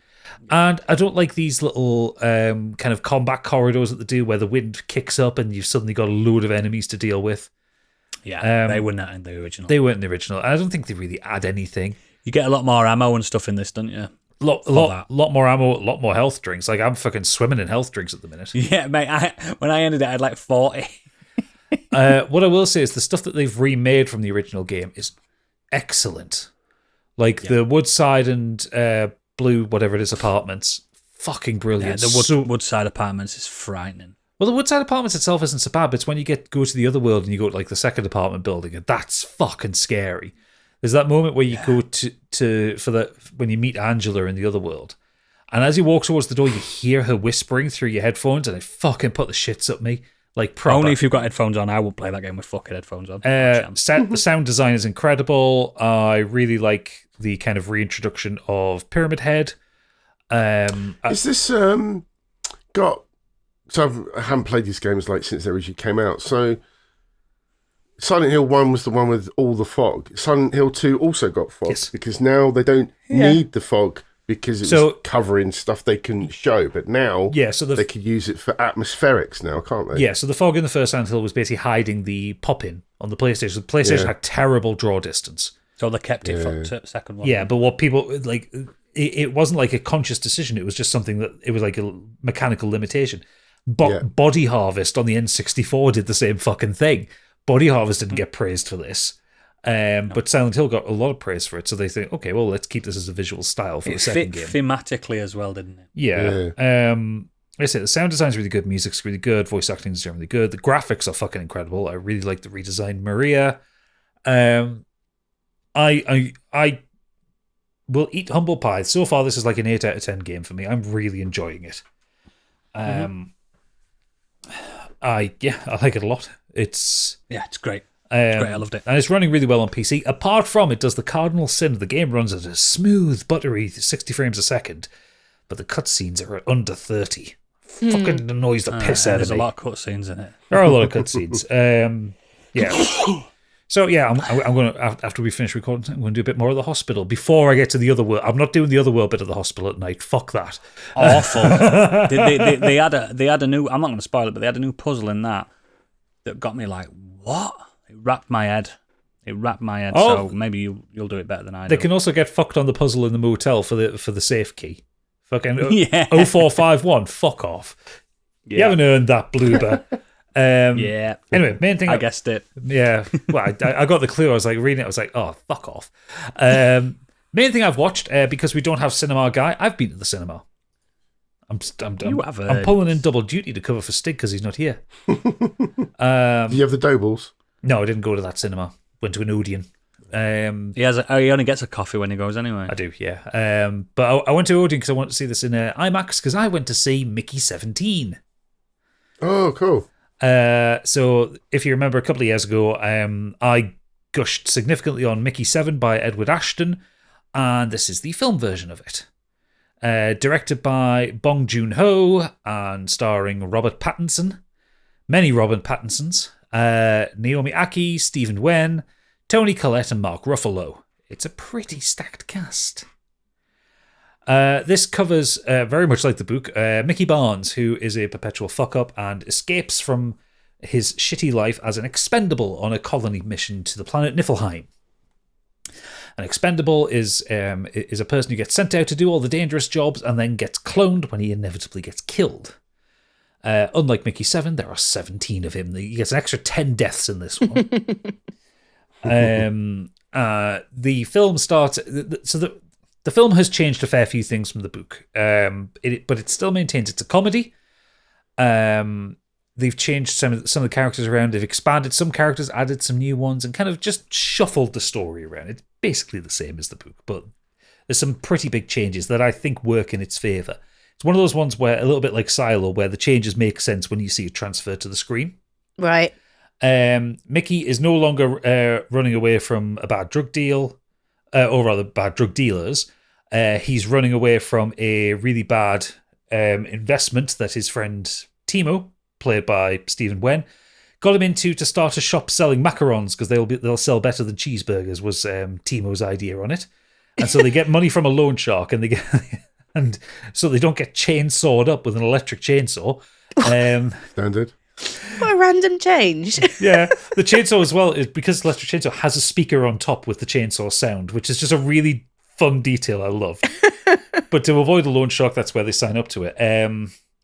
One of the other changes is in Mark Ruffalo's character, who is Marshall. You remember Marshall, who was the boss of the facility? Well, he's now Kenneth Marshall, and instead of being a former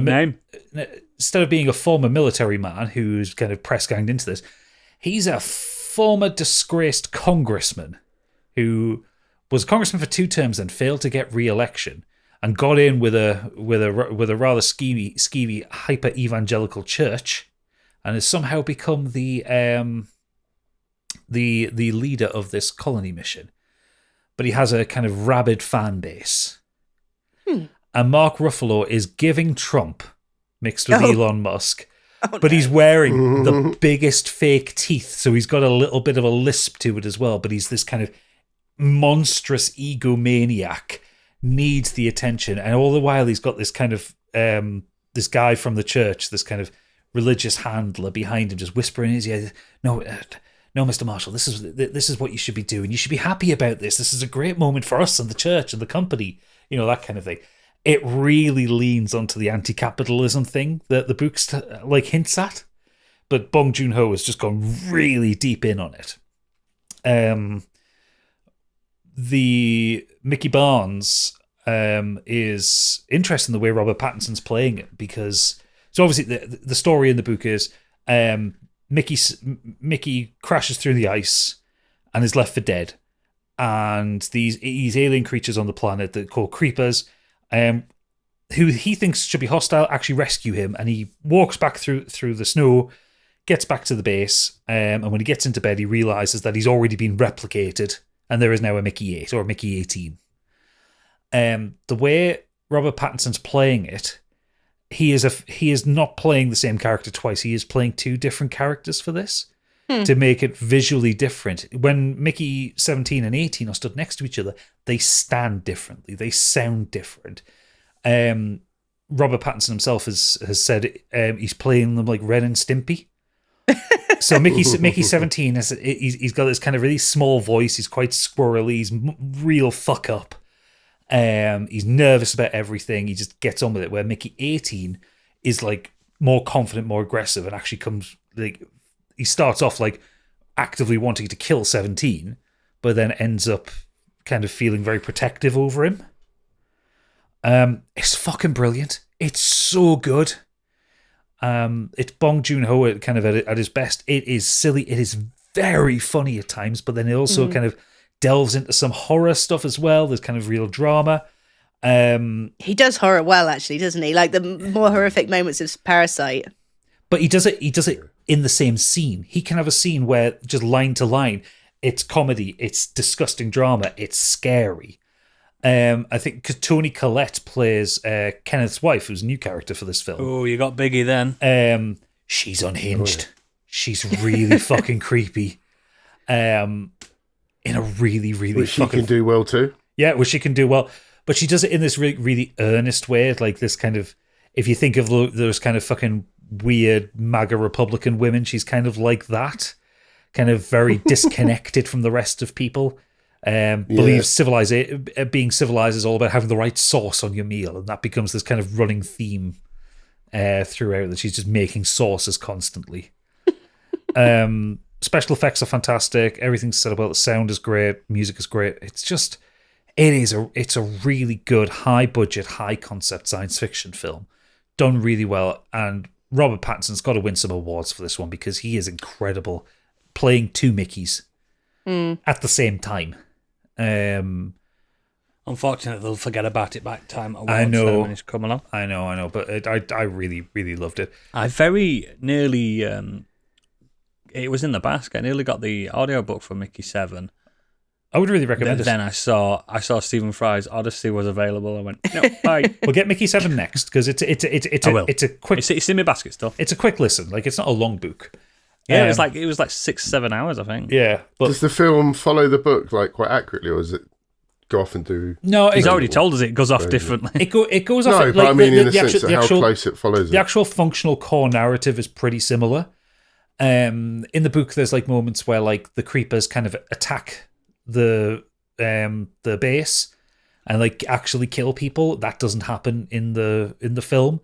They kind of rebalance that relationship between the humans and the creepers. But again, for the better bit of it, it's still kind of gory and there's still really brutal scenes, mostly involving Mickey dying. I was going to say there's some gory ones. There's, extras. I think that's implied by the trailer, to be fair, that it looks like they're going to show a few of those. By the time that comes out to stream, I'll probably listen to the book then. So I'm looking forward to that. There's a really... Candy, when you see it, the dinner party scene, you will just text me once you've seen it and just think about the dinner party scene. Oh, no. It's fucking wild. And it's great. And it's every time I see Robert Pattinson in a film, he's doing something different and acting in a different way. Such a good actor. He is. He really is. And such a good actor, man. He's one of my favourites constantly. Like currently, he's one of my favourites. Yeah, like... it's constantly surprising the things he can do with his face and with his voice, and he's like a modern Jim Carrey, but It makes you wonder, right, if he was doing a really good job at being bad in Twilight. I think he was badly directed in Twilight. No, but what if he was doing a really good job at being bad? There was also the thing with Twilight. He was a young actor. He didn't really have much cachet. He couldn't You were a pup, weren't he? Yeah. Whereas like with this, and I think you can't argue with scripts when you're a pup. No, and with a director like Bong Joon-ho, like he's able to kind of let him. Like apparently most of the Mickey 18 dialogue. Yeah, he does let people ad lib. He lets them ad lib a lot. Like Mickey 17 was written. Mickey 18 was very improvised in the moment. A lot of scenes in cool. Parasite when the family are chatting and that. There's no script. Yeah. So I strongly recommend you go and see it at the cinema, because one, it looks great on the cinema screen, but also I just want this film to succeed so we get more films like this. I want to see high concept, weird science fiction films that have a good budget to them. Is this his first sort of Western film as well, isn't it? No. Bong Joon-ho's done a couple of Western focused films. Did he do Snowpiercer? He did Snowpiercer, yeah. Oh, okay, he did that. He also did Mother. Mother. Oh, no, sorry. No, not Mother. Mother was Guillermo del Toro, wasn't it? Yeah. No, he's done one called Mother, but I got them mixed up. I thought it was the Guillermo del Toro one. Cool. Snowpiercer was his first Western film. Mickey 17, excellent. Gonna have to swiftly move on to Big A. Hope he's had a biggie 2 weeks. Sort of.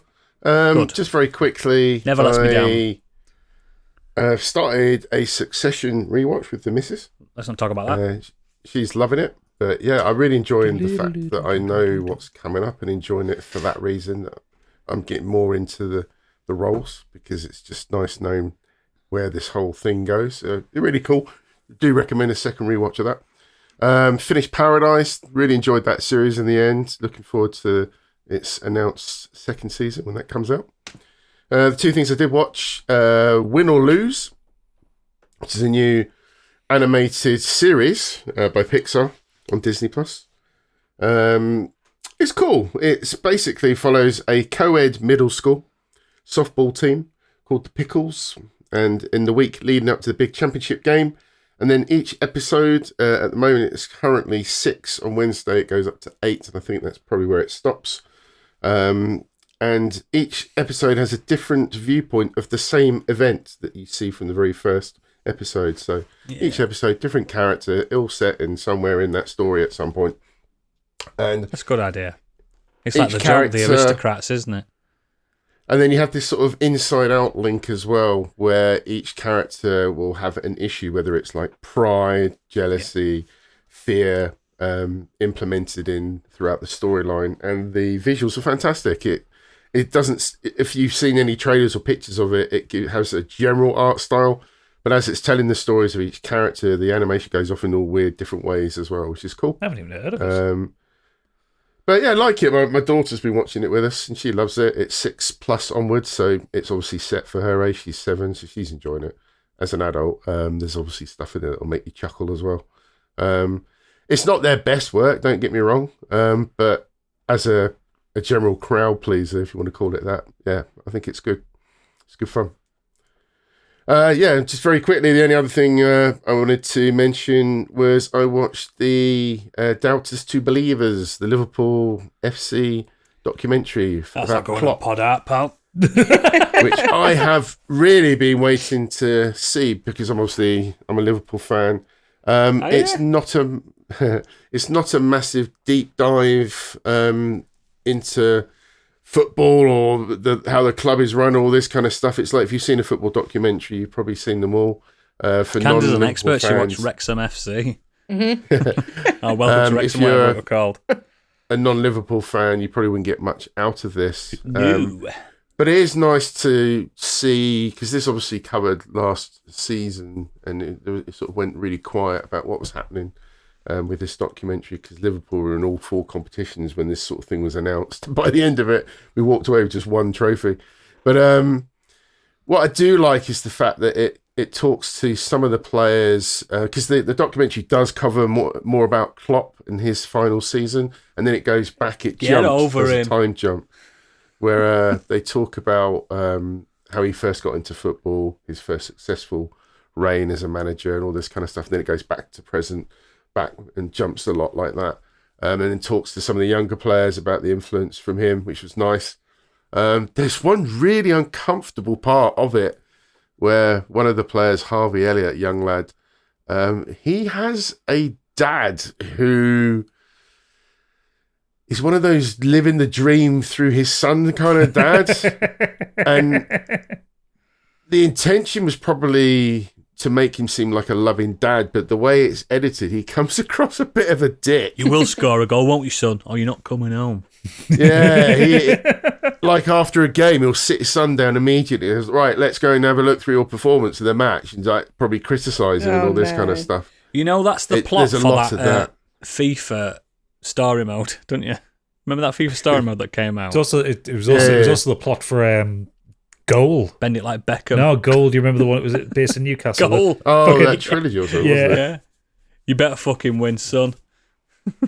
And then on the flip side, you got I think his name is Jaden Dans. He his family are there supporting him, and they come off a lot more sort of loving and natural. And we're just proud of him. Yeah, he's just got this dick of a dad sort of thing, really pressurising his son when he probably already has pressure as a player. But yeah, it's enough fucking work as it is than having to please your dad. Yeah, it's just a bit weird. It's only one episode that comes up, but it's a bit uncomfortable. Does it stand out though? That's the thing. I think so. But yeah, it's nice. It was nice to have that story about Klopp. And it's a shame I love a good football documentary, but I'm not watching that. I don't blame you. It's the same as I wouldn't watch Leeds documentary for the same reason. Oh, but no, you'll get nothing from it. But yeah, I really enjoyed it. It was nice to finally see this, and he'll certainly be missed. But we've got a great manager now, anyway. So what he brought. You're to not the doing club bad, are you, son? No. Not But yeah, it was all. just nice. It was nice, and that's on Prime. I really enjoyed watching that. So yeah, Cool. That's it for me. Speaking of Prime, have we had any Prime feedback? Yes, Jeff Bezos has delivered this feedback himself. So first of all, a man on the run from the police after 400 kilograms of fish paste was stolen from an Asda warehouse. It's Bobby Wayne. That's in.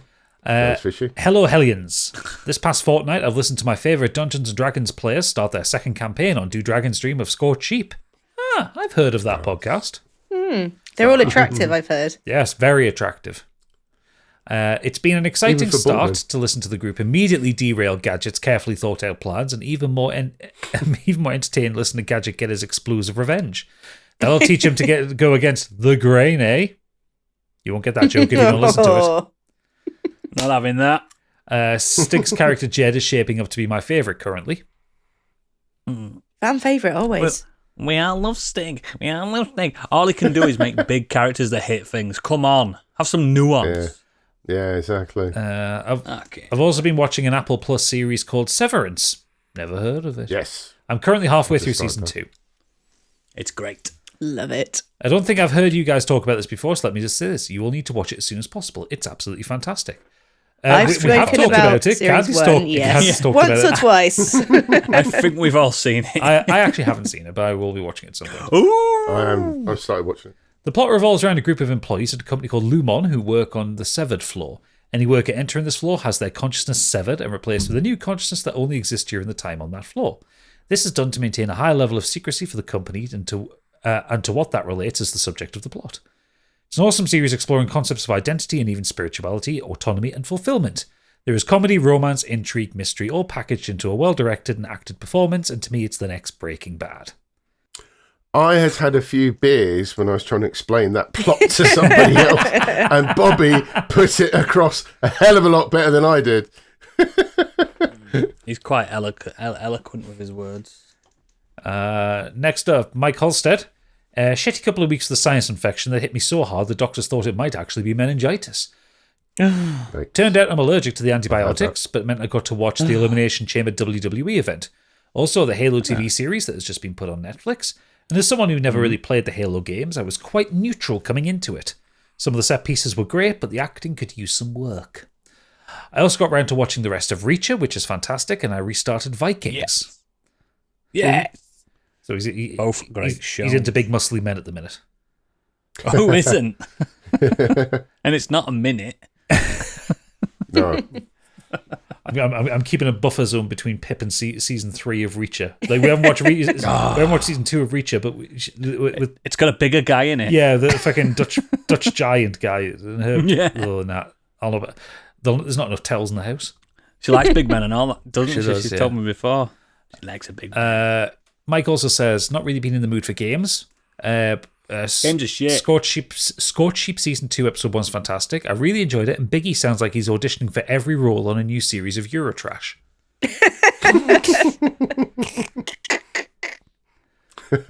Guys, we've recorded episodes 2 and 3 already. You don't know. You just don't know. It's changed. I think we haven't quite settled into the new characters yet, have we? I Hey, think we're my just still getting character's to learn them. my character's gone Spanish about 5 times. It was like the French accent that you're carrying on for most of it, then you just call one of the NPCs Senor. So, like, France and Spain don't exist, so he's just generic European. Which is what I've kind of gone for. No, you've gone for Poland 1938 Border Patrol. That's what you've gone for. With a Viking haircut. With a Viking haircut. Zenos has said, I've been playing a lot. He's highlighted a lot of Palworld. Before you ask again, Oodles, Palworld is that one that's it's Pokemon with guns. I'm just saving you the time of asking because you never remember. He showed me a screenshot and it was fucking horrific. It's got a busy UI. Busy, mate, busy. Fucking hell. We've managed to get the time to actually get shit done, and all of us and our teams are now over level 40 and starting to get into the properly dangerous areas and weirder monsters. Thanks to a series of meteor strikes, I've obtained a dragon that lives in space and eats information. That's a sentence. Of course. And I'm about to start breeding them in hopes of creating a super dragon that can flatten anything I point it at. Ooh. Does this game, like, it's completely open and anything that you've got an imagination for, it just works? Yeah, it's like Pokemon, but if they actually put a sandbox into it. Yeah, because Pokemon isn't. It's very linear, isn't it? Yeah, Pokemon's You've got just to follow the rules. Yeah, Pokemon's just a JRPG with Yeah. eugenics. I've barely even touched Pokemon. It's not.Maybe I would like it though. It's turn-based, isn't it? Yeah, it's turn-based. It's weird that you actually haven't gone into Pokemon because it has a lot with Monster Hunter, Monster Hunter and Dragon lived Quest. on my Game Boy for like 10 years. Yeah, it does have a lot of Monster Hunter and Dragon Quest to it. Yeah, I know. Are you guys into Monster Hunter? Because none of you have mentioned it. Like there's the new one. I haven't picked it up yet. One, because I also haven't picked it up because I was loving Star Wars Outlaws. I didn't need to. Yeah, for me, one, because the PC port's a bit knackered, and also I don't have the time. I'm still playing through Avowed. Also, I've got Silent Hill 2. I've been seeing screenshots and videos and people saying it's an ugly looking game. Unless you're looking at the cheese naan bit. Ooh, yeah. I think the people I've seen playing it are really enjoying it. It'll be something You don't play those games for the looks. It'll be something I pick up at some point. It's just Star Wars Outlaws just took my last 2 weeks from me. I loved it. And like I say, I'm playing Avowed and Silent Hill, both big games. Yeah. I never played one properly anyway. Last up, bundled up boy Angry Kurt. He's cozy today. Very cozy. He's got his blanket around him. It'd be warm today though. We didn't need to. Games-wise, I decided to bin off Vice City. I just got to the point where I hit one too many frustrating missions and realised I simply wasn't having fun anymore and decided to call it quits. Yeah, fair, man. absolutely fair. Vice City's great, but it can test your patience. I don't even think I finished it. I just bombed around listening to V-Rock. I did. I've only finished. I've finished it once, whereas I finished 3 in San Andreas like multiple times. I don't know if I finished any GTA game. I finished them all bar 5. I can't think of an ending for any of them. Oh no, I did finish San Andreas. I remember the ending very vividly. Yes, San Andreas I've finished. So he goes on to say, instead, I've moved on to Yakuza Kiwami. Cracking game. I was chatting to a few people about Like a Dragon Infinite Wealth and the new Pirate game, and they were saying how there are moments in the story which hugely pay off in those games if you played the previous ones. So maybe I'm stupid, but I decided to embark on a challenge to play all of them. This will take you years. Thankfully, I've already done Zero and the first Like a Dragon in both Judgment games, and now I'm a few hours into Kiwami, which is good so far. I'm just putting this out there, but I think the series tells stories better than any others in games. Fuck off. maybe not, but the way it tells stories are really good. Like I like the kind of what it does, the soap do opera well. melodrama of it. I was just about to say it feels like a telenovello, doesn't it? But in Japan, what it does as well, you get the sense of is it Kamurocho? Kamurocho. Yeah, it gives you a sense of that world because you keep going back and I know it's asset flips and stuff like that, but it does it in a really good way, in my opinion. You know streets. You start using the map and stuff like that. Yeah, it's really cool. There's a fantastic density to the map as well because actually the Kamurocho, especially in kind of 0, Kiwami 2, and 3, isn't that big. It's only like 5 streets. Not big. But there's so you're much not in cars. You have to run everywhere. Yeah, there's so much game packed into those 5 or 6 streets. Or however big it is. I think that's that. I think his strength is its world building. Yeah, the story is good, but it's very like fucking Christ. It's so dramatic when it's so dramatic. Calm down. It's just a plot of land. Fucking hell. That's it, because Kiwami's about the fucking... There's this tiny little lot. People are getting killed for it. It's like this tiny little lot of land, and it's this thing like, if the gangsters... If whoever controls this plot of land can build something ridiculous and make profit. That's all it's about. Yeah. But it's just... It comes, there's a plot of land smaller than my house. There's fucking... Weird. It's hysterical. There's so much that rides on it. It's great. And plus Kiryu the best boy. He's a good lad. So it says, everyone I've played has been utterly gripped by the story. It's told in a way where I'm never confused about what's going on. I won't be playing them in quick succession, but hopefully I'll catch up at some point. Yeah, don't play them all at once, pal. I really you'll get sick of them. You get sick of it. Play a couple of games, then go back to one. Play another couple more games, go back to one. They're good for that. It took me years to finish them all. I think I've just got 5 and 6 left to do. Like from the old ones. I don't think I've done 6. But I got about a third of the way through Infinite Wealth and just never went back to it. So I really need to finish that. I'm missing the newer ones, obviously, but Like a Dragon, the first one, loved that. Yeah. Film wise, I watch Heat, not for the first time. Heat. Not for the first time. It was many years ago that I did, and it's still great today. If a bit too long and Al Pacino chews the scenery a bit too much. No, that's exactly Al Pacino's job in that film. You got a great ass. Wrong film. I know it is, but it's still. Yeah, saying that to De Niro seems a bit weird. Hey, Robert De Niro's got a great ass. No wonder it's called Heat. He's got a great ass. I also watched Conclave, which was fantastic and worthy of its awards nominations. Why has everyone seen Conclave and not me? Well, go to the fucking cinema, you tight get. Yeah, have you not seen it? Stop complaining that you haven't seen it if you won't pay to go and see it. It's literally one of them films when I go in, it says, a film created for Oodles. Go fucking see it. No. Use your Tuesday off and go. I might actually this Tuesday. I've got nothing on. You finish fucking Star Wars, go and see it. Yeah. Oh, I could go to CX as well, can't I? Yeah. Trade the game back in, buy another game, go pub. Done. Pub. Yeah. Done. There you go. We're going to see classic Conclave. You mentioned pub, he's not going to make the cinema. But you can buy beers in the cinema. I know, I've done it. I've bought a few bottles of Stella. Anyway. I used to take my own beers in anyway in my rucksack. Captain America Brave New World was less good, but not as bad as critics made out. I largely agree with Stig on that. TV-wise, now this may prove controversial, but I have a new favourite TV show of all time, In the White Lotus. Good choice. I've been utterly enraptured by the show the past 2 weeks since I started season 1. The writing is fantastic and reminds me of Succession. Well, it's rich people doing rich people things, and they're mostly horrible, but it also has the same touch of humour to it. There wasn't one character arc I wasn't interested in. Highly, highly recommend it, and we'll be straight into season 3 after a small break while I watch the new series of Drive to Survive. So he says his now greatest TV show of all time. That must mean that Kurt's never seen The Sopranos or Mad Men. Well, it doesn't matter. He's just enjoying it. Like whether no. What I'm saying is, I want him to watch them. Okay. Well, I mean, we'll ask him and see what he's seen. Kurt, watch The Sopranos. He did struggle with The Wire, but I think he'd be able to handle The Sopranos. Mad Men's easy to follow. I think. Mad Men, yeah. I think Kurt watched through Breaking Bad and he really enjoyed that.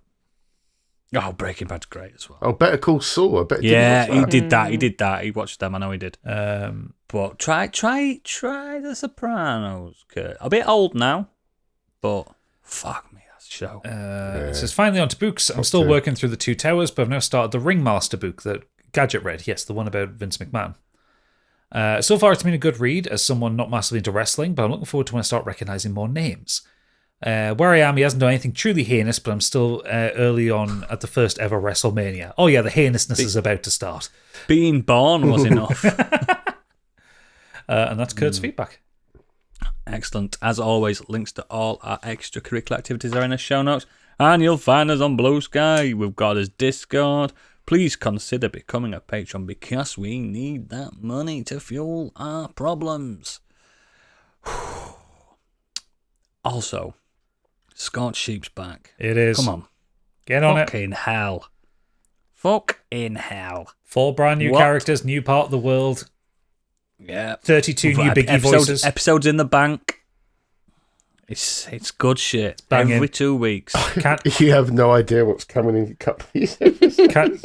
Candy, it goes off the rails. Candy's got some slamming new character art.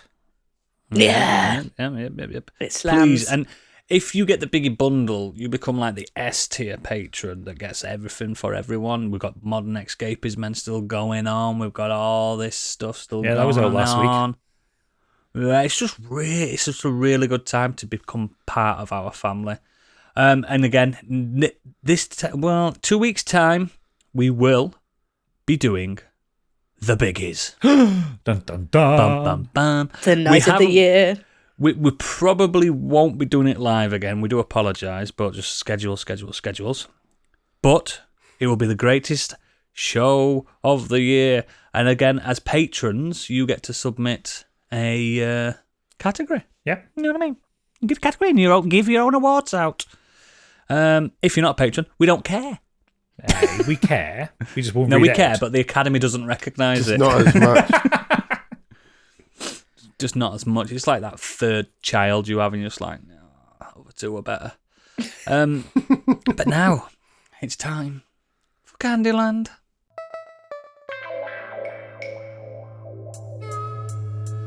And now, what's up in Candyland?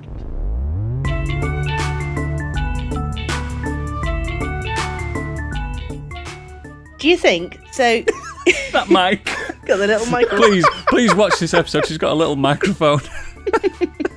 What's going on with the mic? You know how? Does it matter what's going on with the mic? Where'd that come from? What's it about? It's a mystery. The mystery is what makes it what it is.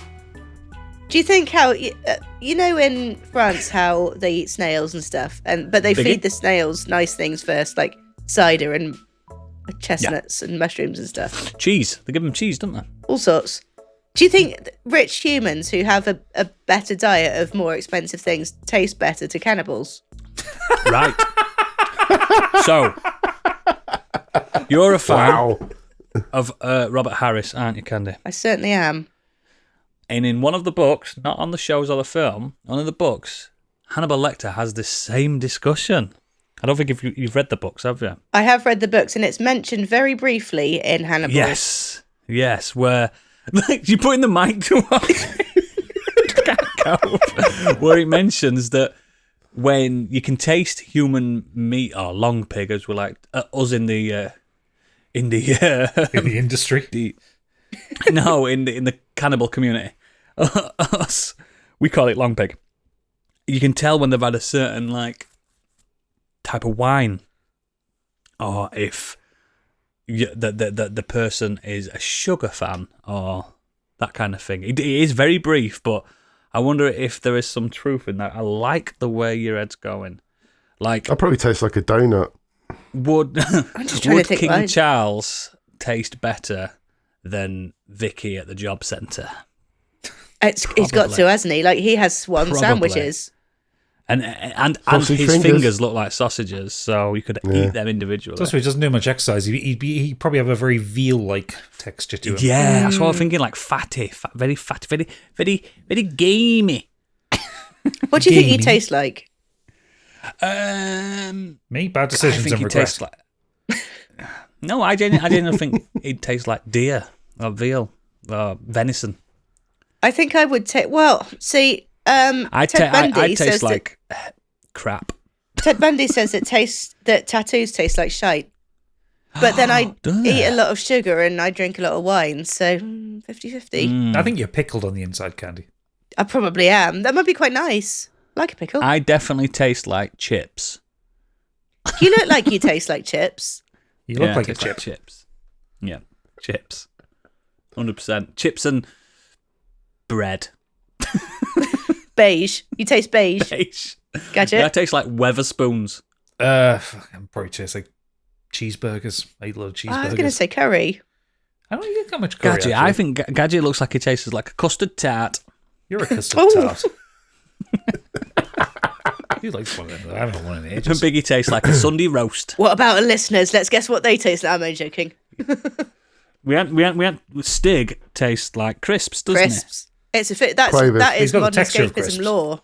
And That's he canon. hates that. He hates that that's canon as well. He tastes like a McCoy's cheese and onion. Do you know what my Trump I smell bet he breaks like a crisps? Pringle. I don't know if you noticed, but my Trumps smell like salt and vinegar crisps. No, I didn't notice because when you trumped, I had to evacuate the room because you stink. I do Oh, a it's good Stig. room Didn't realise it clearer. was you. And the most I have to deal with your trumps are your tummy trumps when your fucking microphone gets going.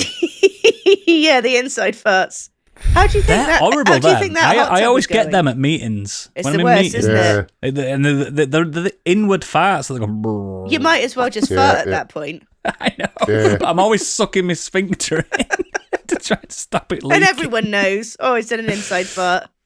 Also, But then go, you can't "Oh, excuse he's yourself hungry. either." He's hungry. And I'll go, yeah, with my belly rumbling, not an inside fart. No, it's a very distinctive sound, isn't it? The inside fart. I do it all the time. I do it in job interviews and stuff.